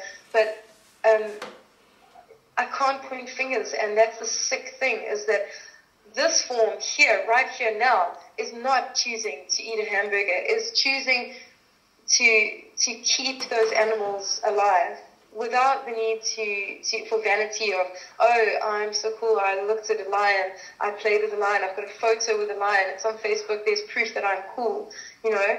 It's so much further than that, it's so much deeper than that. And this is what I am doing in different forms, is not protecting the animals for being a dignified protector of this earth, or even just a humble protector of this earth, but just out of sheer vanity. Look, children, we killed a giraffe, how cool are we?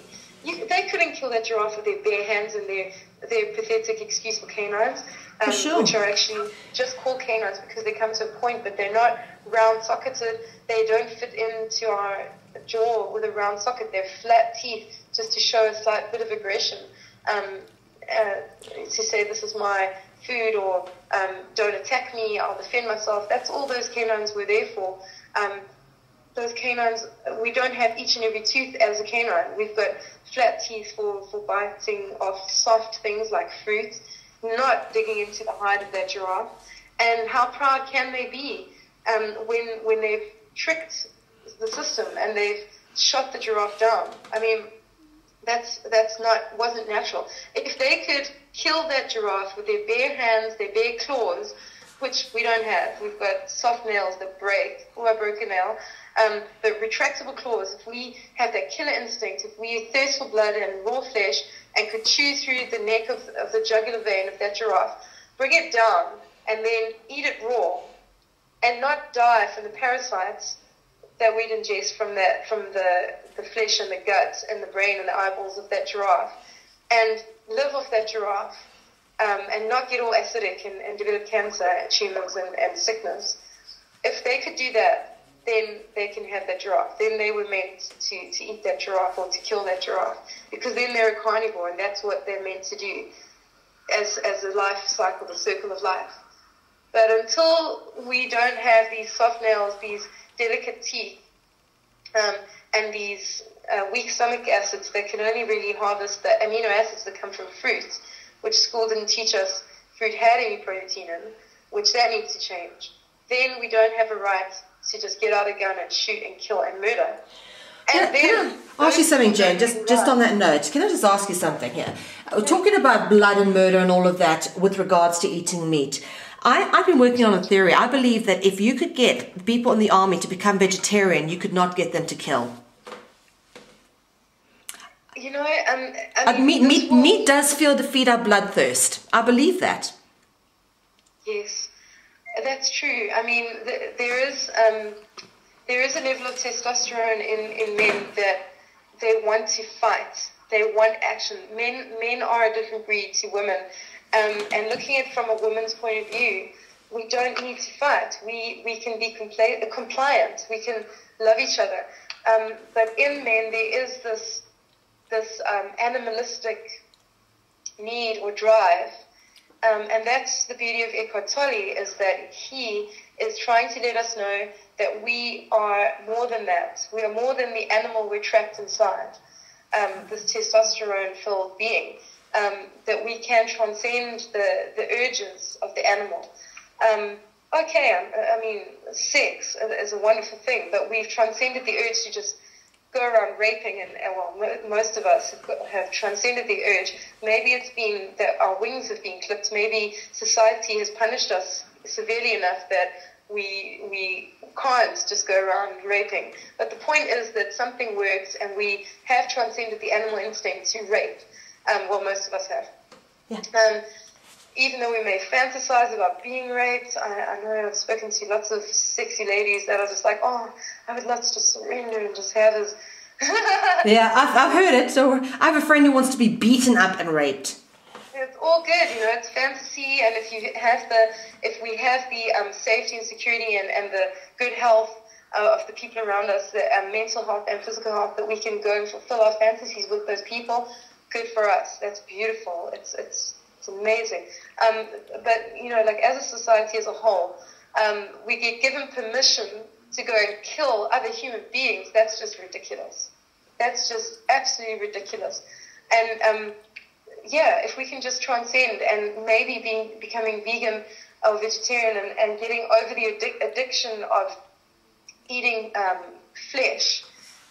Maybe the very trigger we do need, and it's beautifully put that you said that, maybe just the trigger we need to overcoming this animal instinct to, especially in men, to obey the testosterone to the point where we can just justify just going out and slaughtering other human beings and animals, murdering. And I liken killing another human being to killing an animal. I mean, people get horrified at the thought of killing a dog, but they don't care about killing a cow. Yeah. And Yes, cows they are are. beautiful creatures, eh? Have you ever looked a cow in the face and looked at those beautiful big eyes and those long lashes? Aren't they such gorgeous creatures? Yes, there's a being in there. There's a life force in there, and we are not carnivores. We don't have the killer instinct. We do look at them and see something human in them. Absolutely. We see something familiar in them. Let me tell you something, Jen. A real little cute cow story, which is when I realized that they were living beings inside of there. The aha moment for me was I was driving along, okay, and I pulled over by a petrol station because I was so exhausted. I just thought I'll close my eyes, power nap for 15 minutes. And I opened the door. It was a hot summer's day. I was still living in London. I opened the door and I put my feet up by the window and I just kind of put my chair back and I relaxed for 15 minutes. Massive headache. Next thing I heard like a little bell in the back of my mind. I became conscious of the sound of a bell and I opened my eyes and there were 5 cows lined up along the side of the road. And I realized I'd parked up along the side of a farm. Okay, a massive farm of flat land, and I hadn't seen these cows there before, but they'd seen me parked there, and they'd all come over, and one of them had even had the token sort of piece of grass coming out of its mouth, and they're all chewing, but they were all looking at me. They had all come over out of curiosity to see what it was that had parked up by the side of their farm. And they're all just staring at me, and I looked at these cows, and they all had this curious look on their face. And in fact, some of them actually looked like they were bored. Because imagine just having to walk around this closed-in piece of land. Oh, look, there's something exciting at the other end of the farm. Let's go check it out. That is the impression I got. That is what I was reading off them at the time. And this is when I realized that these things, the curious creatures, they're not just aimless animals that don't even notice that I'm parked there. All 5 bloody cows came there to check me out. Yes, they're conscious beings. Yes. Probably more conscious than a lot of human beings. I have to agree with that. Absolutely. But Jen, and they saw you, and they felt you, and they saw you. They wanted to be where you were. Well, I think they were curious more than anything, you know, because I looked at this piece of land that they had. There was nothing. It was all just gated around either side, flat. That's all they have is this flat piece of grass. No hills and valleys, and there's no. It must be so indifferent for them. They must be so bored. And I believe animals feel boredom. I see it in my own pet, my cat. I see her when she gets bored, frustrated because it's snowing outside and she can't go play.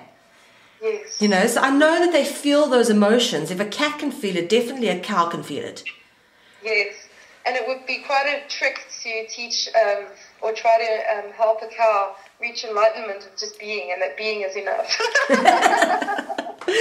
But Jen, I want to talk also about the effects of meat on the body. You know, you obviously went through the whole process of detoxing from meat. When I talk a little bit about how you discovered and the process you went through. Do you want me to kind of repeat what I had told you last time about what the breaking point was for me? Yeah, just go through. I didn't get the last one up because the recording wasn't so clear. Okay. Once upon a time, about 5 years ago, I was an avid meat eater. I used to drive around game reserves and say to people around me, "Oh, I want some kudu biltong. Look at that kudu. Oh, it looks amazing." I didn't have a killer instinct to go kill the kudu, but I was lusting after the salty piece of dry biltong, which for the people in America is, what's it called in America? Jerky. Jerky, beef jerky, kudu jerky. Kudu is a type of buck. I was having what I thought was healthy meat and vegetables every day. I'd have chicken, lean meat, lean cuts, and I thought I was doing it all right. But I noticed 2 things, which proved to me that I was doing something wrong. And they were, number 1, I was continuously, yearly, catching colds and flus, which is not normal. I thought at the time that it was normal, but having not had a cold or flu ever since I've given up meat and dairy, it proved to me that catching colds and flu is not normal, and in fact we don't catch colds and flus. Things go around all the time.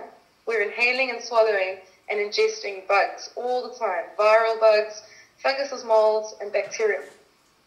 It's the environment inside our bodies that we create that either allow those bacteria and viruses to breed and take us over and make us feel ill, or not. And that is an acidic environment, which is brought about by eating meat and dairy, which causes bacteria and viruses to thrive and make us have fevers and lay down and get sick, or feel the symptoms of an overwrought bacterial infection, or keeping our environment inside at a 7.3 pH, which is slightly alkaline, which is only achievable by eating fruits and vegetables.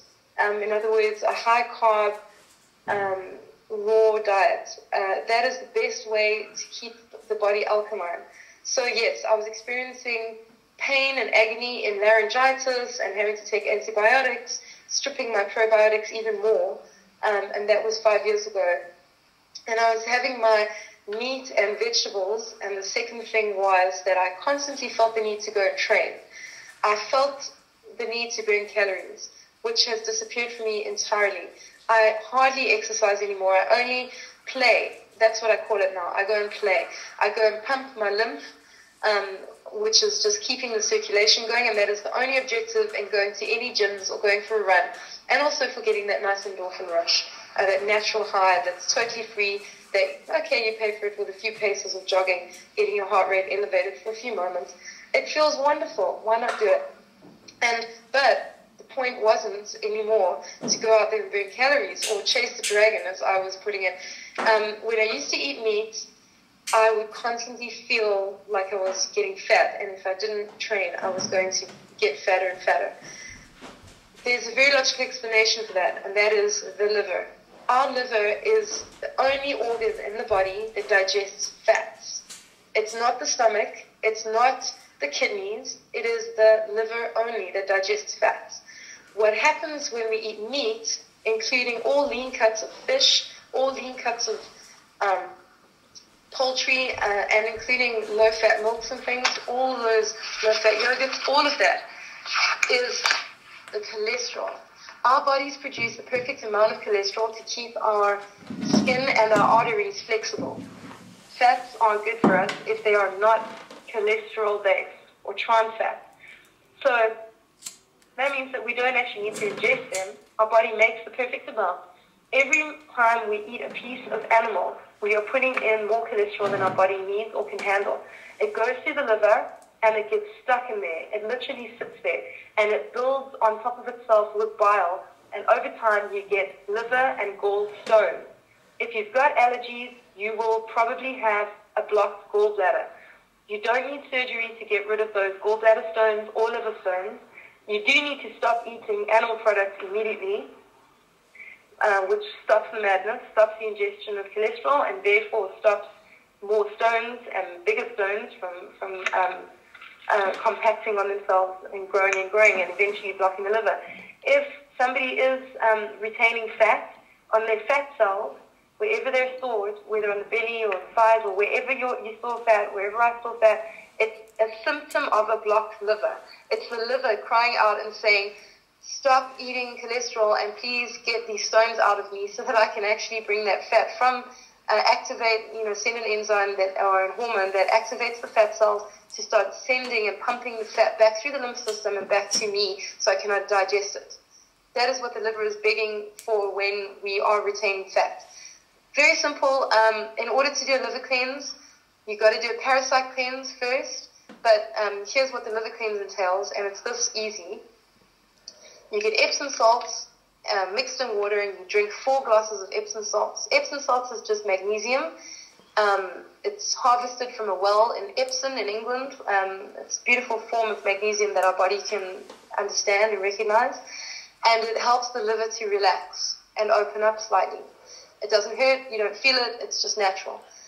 Then you drink, and this is the gross part, a cup of olive oil mixed into a glass of grapefruit juice. Grapefruit is already bitter enough. Add olive oil, which is horrible to drink, and you've got a magic potion, which lubricates the bile ducts inside the liver and also forces the gallbladder to squirt out a powerful amount of bile and outpours the stones as well. It squirts the stones out. You don't feel it. You may feel a slight rumbling in your tummy as if you're slightly hungry or something, but you don't feel hungry. It's just rumbling. The stones are coming out of your liver and out of the gallbladder, and you literally just pass them out as a stool. The whole of the next day, you're just passing clear water and stones. and those stones float in the loo, in the toilet. They float because fat floats, and that's what they are. The stones are squishy. You can break them open, and you'll see layer upon layer of green, bilious, infused fat, pure cholesterol. And you might need to do many of these liver flushes, liver cleanses. I recommend, I can't recommend because I'm not a doctor, but I'd suggest, based on my experience, that you do one every month until you see no more stones. And then you'll know that your liver is free at last. Oh my God, free at last. And that's when you can start, going to gym, thinking about pumping your lymph system. So now you want to start just gentle exercise just to get the blood flow going, and go for massages. Lomi, it's a Hawaiian massage. It's deep tissue. It gets right in there, and they'll massage up your thighs and your calves and get all that cellulite and dead toxins and all the fat cells to just stimulate and motivate the fat to start moving up through the lymph system, which is probably blocked and stodged up by now, if the liver was blocked with stones. You just want to activate the fat and toxin removal system, which is Mother Nature got it right. The lymph system is there, and just stimulate the lymph glands, and the fat processes up. It moves up to the liver, and the liver just digests it, and voila. And some of that fat could also be hard fats. So you probably keep on doing liver cleanses, like I said, until you see no more stones during the massages, and give your liver a break. Do it maybe once a month, so that your liver can just chill out a bit after it's squirted all those stones out. And before you do a liver cleanse, do a parasite cleanse, because if you are harvesting any parasites like worms and flatworms and tapeworms and pinworms and ascaris, which we all have in us, and it's a constant maintenance plan to kill those worms off by maintaining a parasite cleanse program, just once a week or once a month, or whenever you've been coughed and sneezed on or traveled in an airplane. It's basically 3 herbs, or herbs as American calls it. The 3 herbs are wormwood, cloves, and black walnut hull extract. And they basically will go in and kill off parasites so that they don't go into your liver and make a nest in there while you're doing the cleanse. I have to drink some water, Mel. Yeah, take a breather. You've done so well. Like that. Yeah, sure.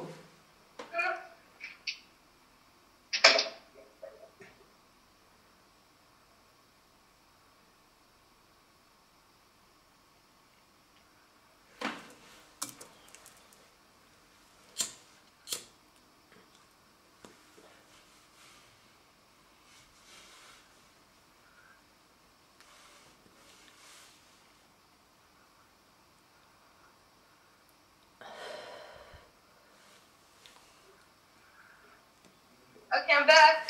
Just have to go get some water and cough up a lot. Gee whiz, you're still the same, man. You used to run and keep going, man. You still bloody keep going. Yeah, there's so much to discuss. So yeah.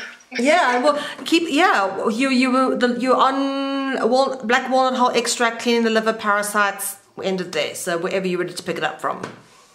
Yeah, so basically, about 5 years ago, I had the worst pain of my experience of colds and flu. I had a really, really hectic laryngitis. It was so painful to swallow that I couldn't even eat. I was in so much agony, and I had just had laryngitis, not only a few weeks or months before that. And I had taken antibiotics, and I was trying so hard to build up my probiotics again by taking Interflora. And now I was like, oh, you're kidding me. Now I have to take more antibiotics. This was before I found out about intravenous hydrogen peroxide therapy, which oxygenates the blood. And it's like taking a Band-Aid off a wound to let it breathe. Oxygen goes in and kills the bacteria. So had I known about hydrogen peroxide intravenous therapy and also vitamin C... Sorry. Hydrogen peroxide, as in the stuff that you bleach your hair with? Well, hydrogen peroxide, when you bleach your hair, if you put it onto your scalp, you'll feel a burning sensation. Yeah, no, I know what it is, and they used this to cleanse the River Thames when it became infested with sewage. They pumped it with hydrogen peroxide, but putting it intravenously, because hydrogen peroxide reacts to protein, it bubbles. I'm trying to imagine it. Yes, it's a controversial and integrative new form of health. It's less mad than antibiotics, and here's why. I'm glad that they did help the River Thames with it. It's beautiful. Hydrogen peroxide naturally occurs in our bodies. Vitamin C actually makes hydrogen peroxide. Okay. It's basically one hydrogen molecule and a few oxygen molecules attached. And what happens is it breaks down into water and oxygen. That's all it does. That tingling and burning feeling on the scalp when one is bleaching one's hair is the oxygen being released in the process. Oxygen cleans wounds. Oxygen kills bacteria. Oxygen, exactly right. The British government did a good thing. I'm very impressed to hear. I didn't know that they'd resorted to hydrogen peroxide, because all it is, it breaks down into water and oxygen, and oxygen is the healing factor here. Just like your wound needs to breathe, so too do our insides need to breathe. And when we're infested with something and we're in so much pain and agony, instead of using antibiotics, I would say rather seek out an integrative medical doctor, and they are curing people of cancer right now by using hydrogen peroxide therapy intravenous, so that the reason why they put it straight into your vein is so that it doesn't have to digest first and go through a long process. It's pure. It just goes straight in, breaks down into the oxygen, and you get cleaned. Your blood gets cleaned. Also, they're using intravenous vitamin C and nutrition therapy to cure people of cancer. Basically, oxygen and vitamin C helps to raise your body's pH. It activates your immune system. It activates the white blood cells. And that's what that is all about. Also, things like colloidal silver and sulfur and all different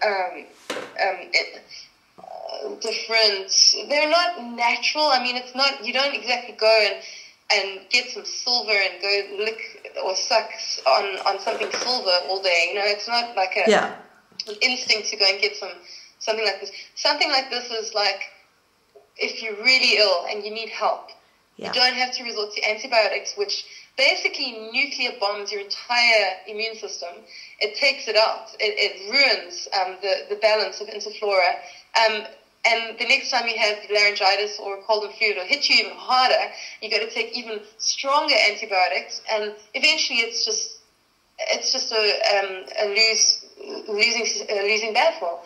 So if you do need help, if a person is at death's door or is in so much pain and agony that they need some help urgently, then I have had experience with, and therefore recommend on my experience alone, the therapies, the hydrogen peroxide, and the intravenous vitamin C.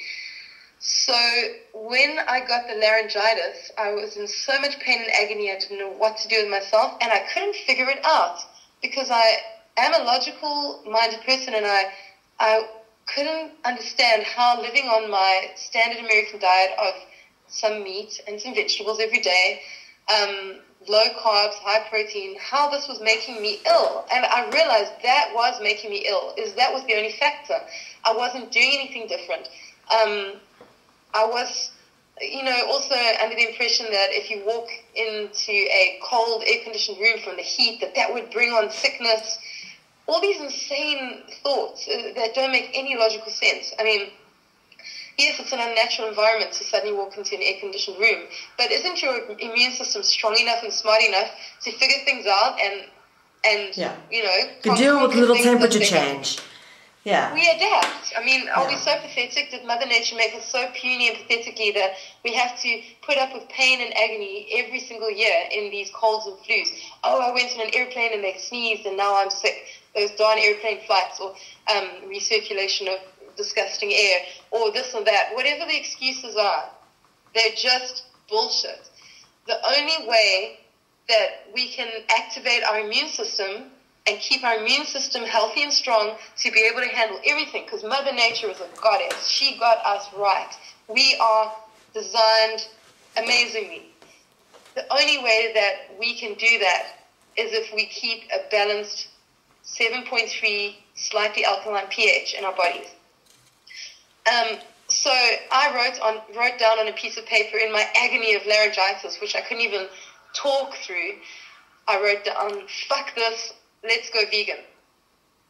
And I showed it to a friend of mine that was with me at the time, who had told me prior to that he'd never felt as healthy as he had done when he had lived on fruits and vegetables a few years before. And I told him, oh no, we're going to get weak. The first thing is fear creeps in. We're going to be deficient in protein, iron, calcium, minerals. We're going to be weak like bucks and like zebras. We're not going to be strong like lions. We're carnivores. This is all the conditioning. Decades of conditioning. I was 31 at the time. And this person had said that to me, and I'd said, I'd been living in England studying for my nutrition diploma once, and I had tried to be vegetarian based on the nutritional diploma, making sense about that, and I had become weak and sickly by the end of that year. And I went to the doctor and said, should I start eating meat again? And he'd said, well, it sounds like a good idea if that's the thing you'd eliminated and now you're weak. And so I'd eaten meat and felt immediately better. That's exactly what I had said. And my friend had said to me, that same friend, well, what did you eat? And I'd said, lentils and rice, beans and rice. I tried to combine so that I could get the full protein, the full amino acid in every meal, so I wouldn't be protein deficient. And he laughed and said, well, no wonder you got sick and weak by the end of the year. Where was the vitamin C, which keeps your immune system healthy and keeps your pH 7.3? Where were the fruits and the vegetables? You were over-acidifying with beans and rice. It was, you might as well have just carried on eating steaks, except that you were getting less of the B vitamins from the beans and rice. So no vitamin C was the cause of my weakness. And I had said to him, I'm not sure. But when I got that illness again and was in that much pain and agony, and isn't it sad and ironic and very hypocritical how we allow ourselves to be at death's door before we go, let me try something new. Like Einstein said, the highest form of insanity is to continue to do the same thing and expect different results. And I had been doing the same thing over and over, eating my meat and veg every day and having dairy, yogurt, and cheese and all that, and just continuously being in agony, pain, and sickness. And I wasn't changing.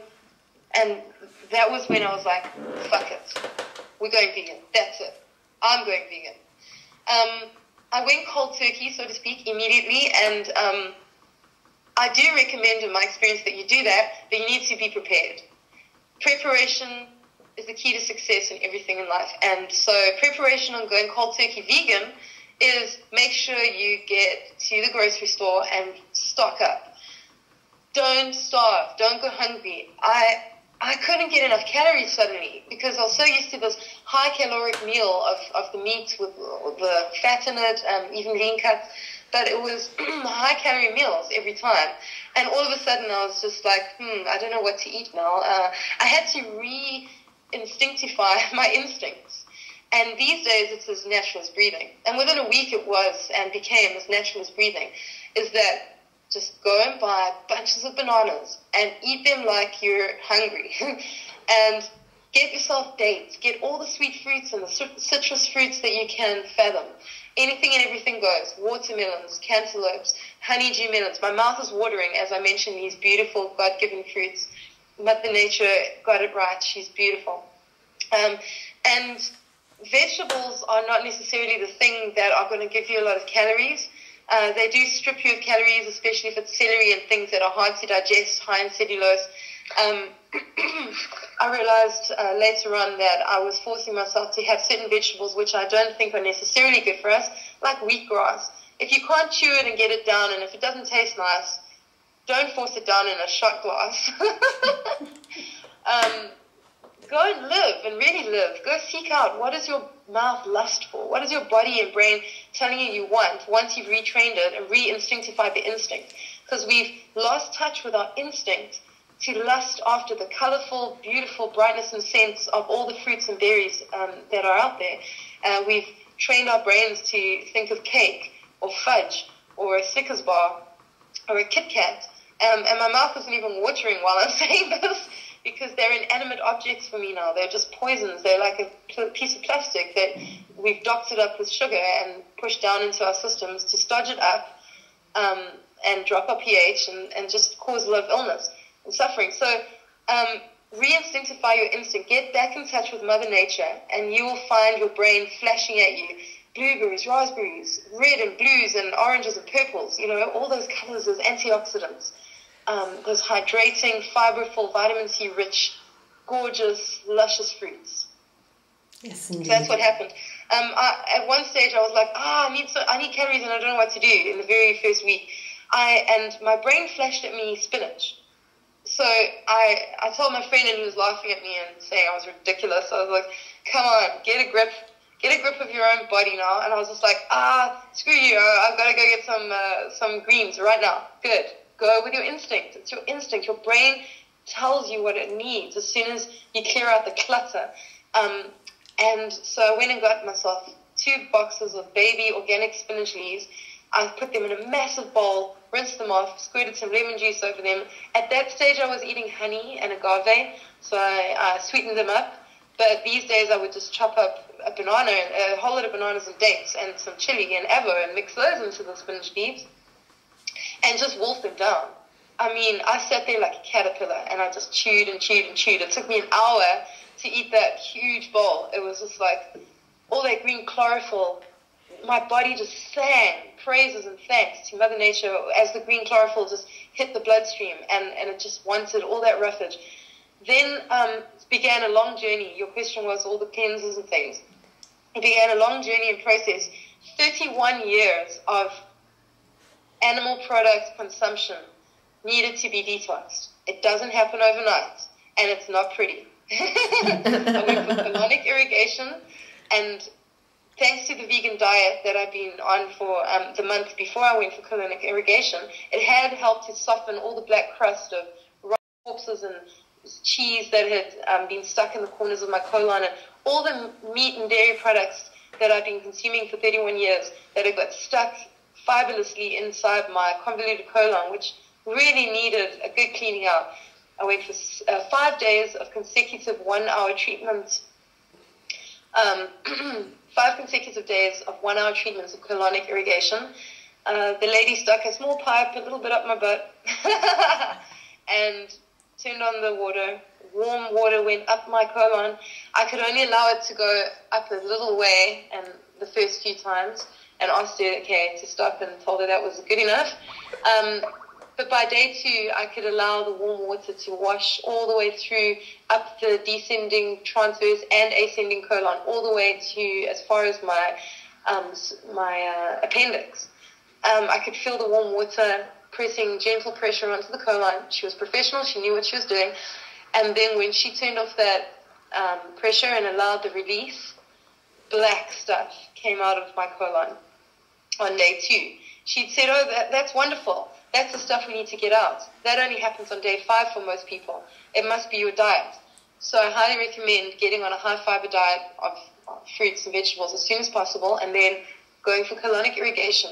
And you'll be shocked and horrified at the bugs and stuff that come out. Not just the black crust of rotten stuff that's been infecting you from the inside, bacterially, all these decades, and probably will end up being the cause of your death in the future if you don't get hit by a bus. But it's definitely the cause of all the pain and agony and the sore throats and the laryngitis. That stuff gets washed clean, as well as mucus. From all the dairy that you've ever consumed, that mucus thickens. And in the mucus, guess what's living in there? Little white spider-like bugs called candida. Candida basically starves you. It eats all your sugars, so you don't get any calories from the fruit that you're eating. So you got to get that stuff out. And it shits alcohol, so you feel woozy and not completely compos mentis after eating sugary things. That shouldn't be the case. And when it gets over-riddled by taking antibiotics, which kills the probiotics, which are the bugs that kill the candida, then you get systemic candida, which goes into your bloodstream and into your brain and just everywhere. You can also have it in your vagina, which causes thrush and all kinds of terrible pain and agony.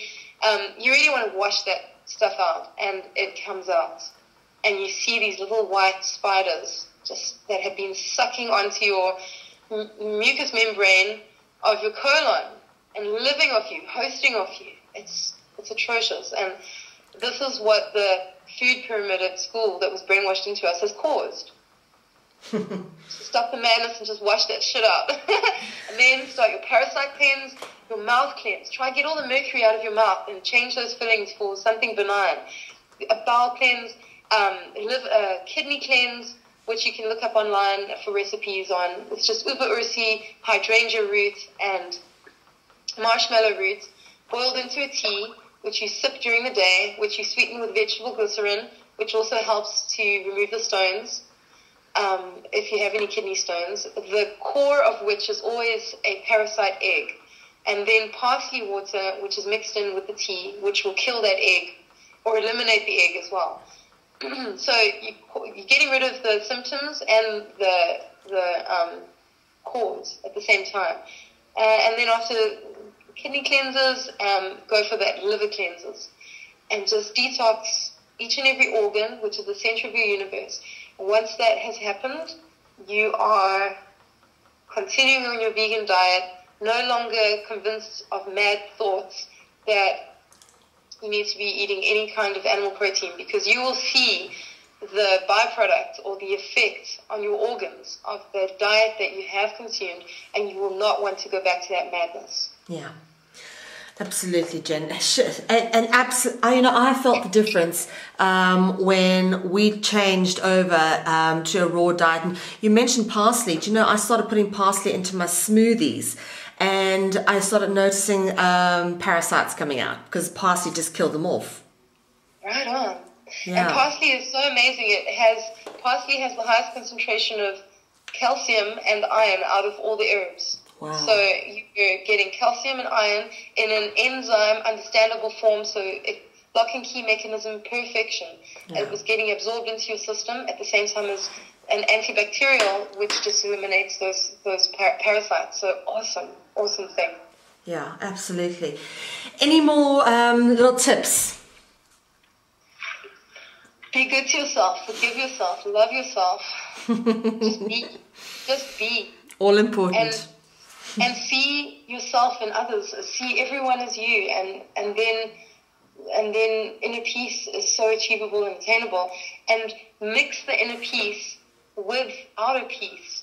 Heal this planet by taking responsibility, as Mel, as you've said, taking responsibility for everything we do, and get some healthy thoughts. Get some detoxing going and start healing yourself as well as the planet by just going vegan. It's that simple. Yeah, absolutely. And this is, there's so many aspects to the whole vegan thing. And let me just say something to you that I know you're on the spiritual journey, but a lot of the people I meet who are on the spiritual journey have made that step to go to cutting out animal product, because it is very much part of it. You know, the adjusting the diet, respecting the temple that you live in, respecting other animals as sentient beings, you know, just this taking conscious steps, making conscious decisions, making conscious choices comes with the whole, okay, let's address the vegan and the meat issue. You can't ignore it if you're looking in totality of that whole paradigm of, you know, being the change you want to see in the world. Yes. And just to bring South Africa up again, the controversial and beautiful country, look at the meat eating that's happening in South Africa. Jeez, it's one of the worst. They are so proud of the fact that they're meat eaters. Yeah. It's beautiful. Vegetarians are treated like, you know, let me tell you, one of my mom's friends is vegetarian, and they take the piss out of her. Every time she comes to Bra, she brings a little vegetarian sausage, okay, and they take the mickey out of her. I feel so sorry for the woman. And her son has just died of cancer at the age of 17. What happened? His son died of cancer at the age of 17. A meat eater. The son of the father, meat eater. She's a vegetarian. Yeah. So we've lost instinctiveness. We've lost touch with our instincts. Our instincts are that our mouth drools for bright colors. Well, when somebody gave me a boerewors roll in past days, which is, okay, for people listening, boerewors is sausage which is the meat that's been ground down and pushed into, it's usually an intestinal sac of the animal, and put into a bun. It's kind of like a hot dog. And hot dogs are an equivalent here. You know what would really get my mouth watering, and I couldn't have one without it, is the bright red ketchup, tomatoes, and the bright yellow mustard. Yeah. I mean, herbs, you know, that's what gets you going when I saw a hamburger advert, is the bright red cheeky little slip of a tomato and the bright green of the lettuce peeking out of the bun and the patty. It was never the bun and the patty that did it for me. In fact, I remember picking the sesame seeds off buns because that was my favorite part of the bun. Bread is another toxin. It's just a man-made, fibulous, vitamin C-less poison, stodge glue that just blocks us up, just like pasta and all that. And you can still have pasta, you can still have bread, but you can make it with vegetables and fruits and nuts and seeds that have been soaked and dehydrated. And there's a ton of information online these days. To have put one's head in the sand and say, I don't know, there's no information, is absolute bullshit. You can type in vegan bread recipes, raw vegan bread recipes, raw vegan pasta recipes, fruitarian pasta recipes, where I've seen pasta being made in a pasta making machine at home, somebody's home, where they put bananas into the pasta making machine, and out came strings of banana pasta, and they made a red strawberry and raspberry bolognese to go with it, and they made little walnut falafel meatball things, which were just walnuts, which had been soaked, dehydrated, and spiced, and rolled into balls. Beautiful, beautiful, fun dish. Children love it. They're still more in touch with their instincts than we are, and satisfying, beautiful. So I really believe that, yes, people that first start a spiritual journey probably will eventually end up realizing that they are not one with eating animal flesh and animal pus, animal breast milk and animal ovaries. Oh, sorry, I meant eggs and milk. And what comes first, the chicken or the egg? Maybe the very thing that South Africa needs to heal is first the spiritual awakening, because they hold on to their meat with emotion. They defend it to the death. Yes, they bride. The bride is so much emotion associated with the fucking bride, man. Fucking bride, eh? and even beyond the bride, the Bantu people, the black people of South Africa, are also very emotional about that the man must eat his meat, and that they would sacrifice a cow at a wedding, and it's a feast to have meat. We go way further back than 10,000 BC, people. 10,000 BC were the cavemen who were discovering fire and cooking food, denaturing proteins, denaturing carbs, moving away from the instinct to eat fruits and colors, and starting to eat meat because it's a very egocentrical thing, is that I want to be the king of the jungle, and if the king of the jungle is the lion and he eats meat, therefore I'm going to eat meat. That's like that awesome movie that we watched, District 9. Yes. A good old-fashioned South African, now legendary cult movie about aliens. And in there are Nigerians that want to eat the aliens so that they can get the powers of the aliens. Yes. I mean, and we can all see that and go, that's ridiculous. You're not going to get the power. When I was in the Congo and there were man-eating pygmies living in the forests, they said to me, if you do get captured by them on your jogs, which never happened, but if in the unlucky event you get captured by pygmies, they want to eat you, act mad, act insane, because then they won't eat you, because they don't want your spirit to become part of their soul.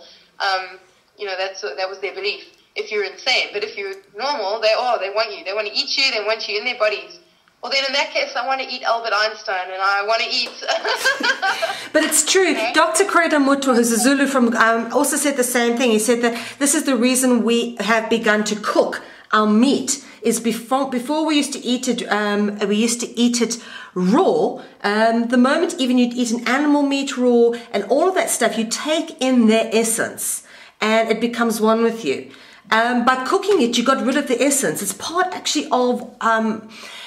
sort of the whole conspiracy thing realm that I deal with. It's quite a complicated story, but the cooking of meat is something that's only come very, very recently in our development as human race. And you know what? It's pushed home. Have you seen how many cooking shows there are on TV? Cook this, cook that. You've got to heat and kill this, and it's unreal. Jamie Oliver, do me a favor. I use my stove as a storage space for my fruit. I mean, I don't put it in the stove. I just put it on the stove because there's no room. There's so many oranges and pineapples and apples, and I just sprinkle them all over the oven because I'm never going to use it because I don't cook. Yeah.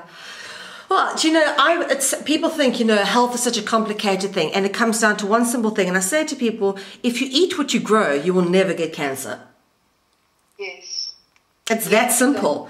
And you know, probably that's something else we should talk about, Jen, is you're living in the United States now. I don't know if you've done any research on things like Codex Alimentarius. No, what's that? Well, it's this new Codex Alimentarius basically means food code. It's the new standards and guidelines they've brought in for food, and they're planning to irradiate all food now, even fresh and raw food, before it gets to the supermarkets and stuff. So we've been advising people to start growing their own food. Start growing our own food. Try to, even if you've only got a balcony at your flat, use that balcony space instead of it's just nothingness. Get some pots of plants and herbs and fruits and vegetables. Get some seeds and get them now while you can. Organic seeds, and start growing your own stuff and keep those seeds going and going. You know, replanting. Yeah. And if you've got family, a mom that's a parent that have actually got a bigger garden, then start growing. Use their garden and grow stuff there that you can just go and get whenever you visit or once a week or whatever. And it'll end up cheaper in the long run. People say it's so expensive to be on raw food. Bullshit. Just grow it. It's free. Mother Nature got it right. You don't see lions lining up at the supermarket with their steak in their plastic package wrapped polystyrene foam bottomed package. Oh, I'm going to go home and fry this, or go home and cook the steak and add some sauce and salt. No. Mother Nature got it right. Lions and dogs and cats and other carnivores have a gland inside their body that produces vitamin C, so they don't need to eat fruits. They have round, socketed canines, and every single tooth is a canine. They have a jaw that cannot move from side to side like a herbivore. They have no chewing molars. They can only rip and grab and tear. They have a very high stomach acid concentration, so they can kill the parasites that come with the raw blood and flesh of the kill. And they have a very short and straight, flat, smooth colon, so that it only spends a short amount of time inside their colon, the meat byproducts that they need to shit out, and pass in the stool, and so it doesn't sit rotting. In our ape-like colons that unravel to the length of a soccer field, and our pathetic blunt teeth and little soft nails, and our weak stomach acids, there's no way that we were designed to digest. Yes, you can eat meat, you can cook it, you can doctor it and dress it up with sauces that make your mouth water, and you can chew on it and push it down and stodge up that colon as much as you like. It's not going to digest. It's going to sit in that convoluted colon, rotting away like a graveyard, and it'll kill you from the inside. And yes, it's true. If you want to get the spirit of the animal that you're eating, oh boy, are you going to get the spirit of the animal. You're going to get the animal's revenge from the grave. It will kill you slowly. That's what you'll get for eating meat and cheese and dairy, is that it'll block the liver with cholesterol, causing systemic blockage and obesity. It'll cause heart disease and atherosclerosis and fatty plaques inside the arteries and the small capillaries going to the heart, causing heart attacks and angina and stroke as it goes into the brain. It'll cause impotence, as it also blocks the arteries of the penis, and also for women, it blocks the arteries that goes to the clitoris. So less stimulation is felt on the sexual organs on a diet of meat and dairy, animal products. And eventually it'll just rot on the inside where it gets stuck in the colon. And the colon's final job is to reabsorb that last bit of water so that it firms your stool for passing. And it's continuously reabsorbing this black, parasite-riddled crust that's full of bacteria and back into the bloodstream and continuously, systemically, and chronically poisoning us from the inside. So yes, go ahead and eat animals and get their spirit in you. And that's what you'll basically end up with, is their adrenaline, their cortisol, because they're not stupid, they know when death is coming, and their fear comes back into you, into me, into us, and poisons us as well. So we ingest their fear. We ingest cortisol, adrenaline, and if they're not organic, we also ingest all the antibiotics and steroids that have been fed to the animals to keep them as healthy as possible. Plus, usually we are given only the dead, dying, diseased, and disabled animals because they don't usually harvest, which is a sick word to describe the killing of animals to feed us. They don't usually harvest the healthy animals. They wait until they're as fat and crippled as they possibly can and as big and ruined as they possibly can, and then they kill them. Yeah. Well, farmed animals, for a start, is another big problem because all the bovine growth hormones, recombinant bovine growth hormones, which are giving our little boys like female boobs. Yes. You know, all the stuff that's in there. You know, it's not even about. It's not even about, okay, let's not eat meat. Let's not eat it because it's not even meat anymore. It's antibiotic stuffed because the food that these animals get fed makes them sick, okay, because it's bad food. Then they get given antibiotics to kill off these diseases, which actually, in the process, kill off us. I mean, there's been so many things linked to these hormones that they're feeding the animals that's causing growths and tumors in people.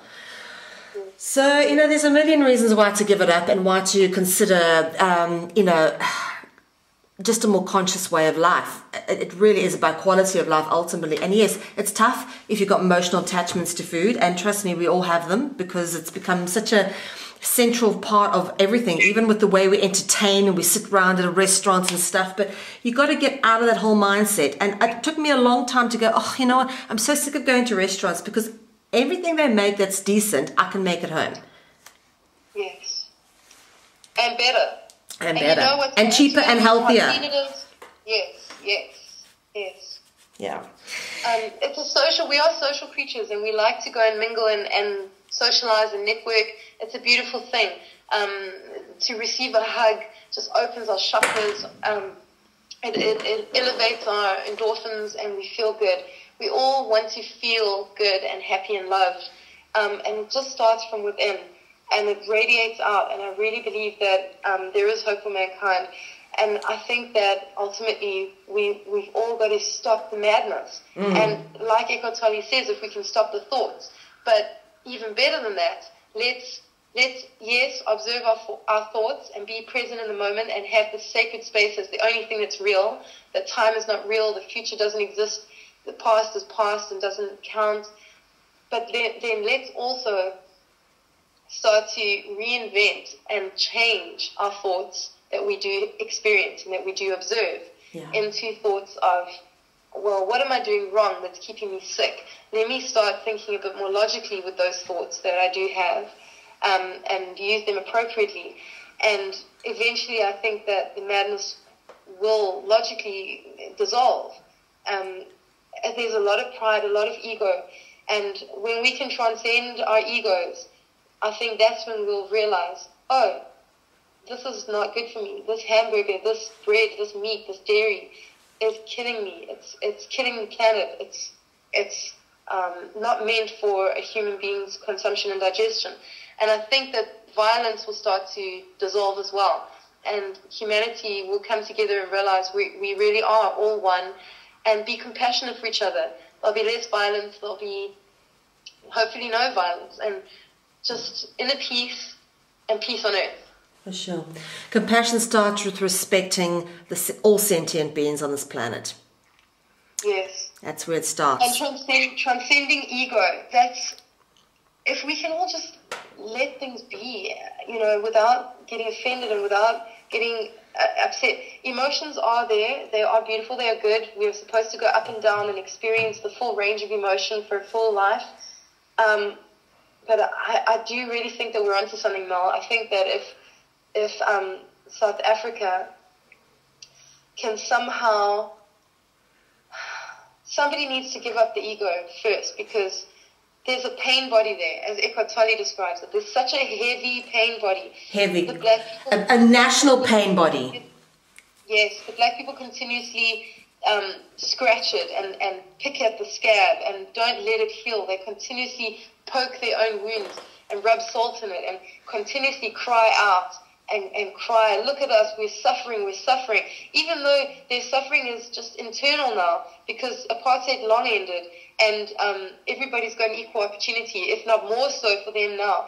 But they've become so addicted to the pain of the pain body that they're almost enjoying it, it seems. It's almost like a sadistic play. And I'm just generalizing because it's not everyone. It's just a large amount of people there. And then on the Boer side, you know, the ego of we're proudly ourselves, and this is what we are, and you are you, and we are we. Just the egos at play there. If those egos can somehow be reached, that they can transcend their egos, it's not a sign of weakness. It's not a sign of backing down. It's more powerful than anything else on earth is to transcend one's own ego and just be. And that is when the healing will start, and that is when the madness will stop. And I believe that the meat-eating fad and trend associated with ego and pride will also end. The planet will be better off, and everyone can just join the party and have a fun life for a change. You know, wouldn't that be great? Hallelujah. Listen, Jen, it's getting late here, but you know what? You and I actually just need to chat generally more, I think, as opposed to just on a camera every once a year. It's really so awesome to chat to you, and it's so lovely that you've come down this path. And funny, from opposite sides of the world, that we've maintained a similar kind of spiritual outlook, which I think ultimately is the outlook that all of humanity should be hoping to get to in order to create a fair, peaceful, sustainable world going forward. Yes, be the change we want to see. Be the change. That's Absolutely. All we can do. Absolutely. And keep on shining that light, Mel. Keep on shining the light. You are fantastic. Thank you, Jen. What you do. And you too. I love your passion, love your stories. They're always entertaining, and I'd love to speak to you again very, very soon. But for now, I think we're going to end that. And thanks for all your lovely information. I'll speak to you again in a year. No way, man. Not again. Not again. We're going to do this more often, I've decided. Now that I've got your Skype details back. Planning on having children, and they're going to be totally raw, and homeschooling. So we'll have lots more interesting and crazy stuff to discuss. Absolutely, and that's my outlook too when I have kids. So if I have them, I'm still debating at this stage. But yeah, homeschooling and raw, I agree. No vaccinations.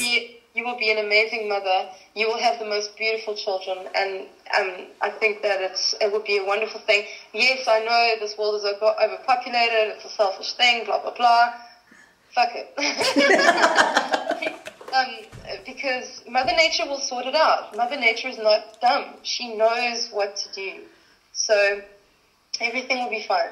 I believe that, and I'll come to see you. I'll come see you in your Hawaiian farm retreat with your children and my children, and we'll do a Christmas in Hawaii sometime. Awesome. I'm not sold on Hawaii yet, but I'm definitely going back to have another look. Yeah. California so far, California. But yes, you're always welcome, and you're one of my most dearest friends. I absolutely love you. Thank you for this beautiful opportunity to reach other people. You're welcome, Ginger. Do yourself a favor while you're in the States. Go check out Miami. You'll love it.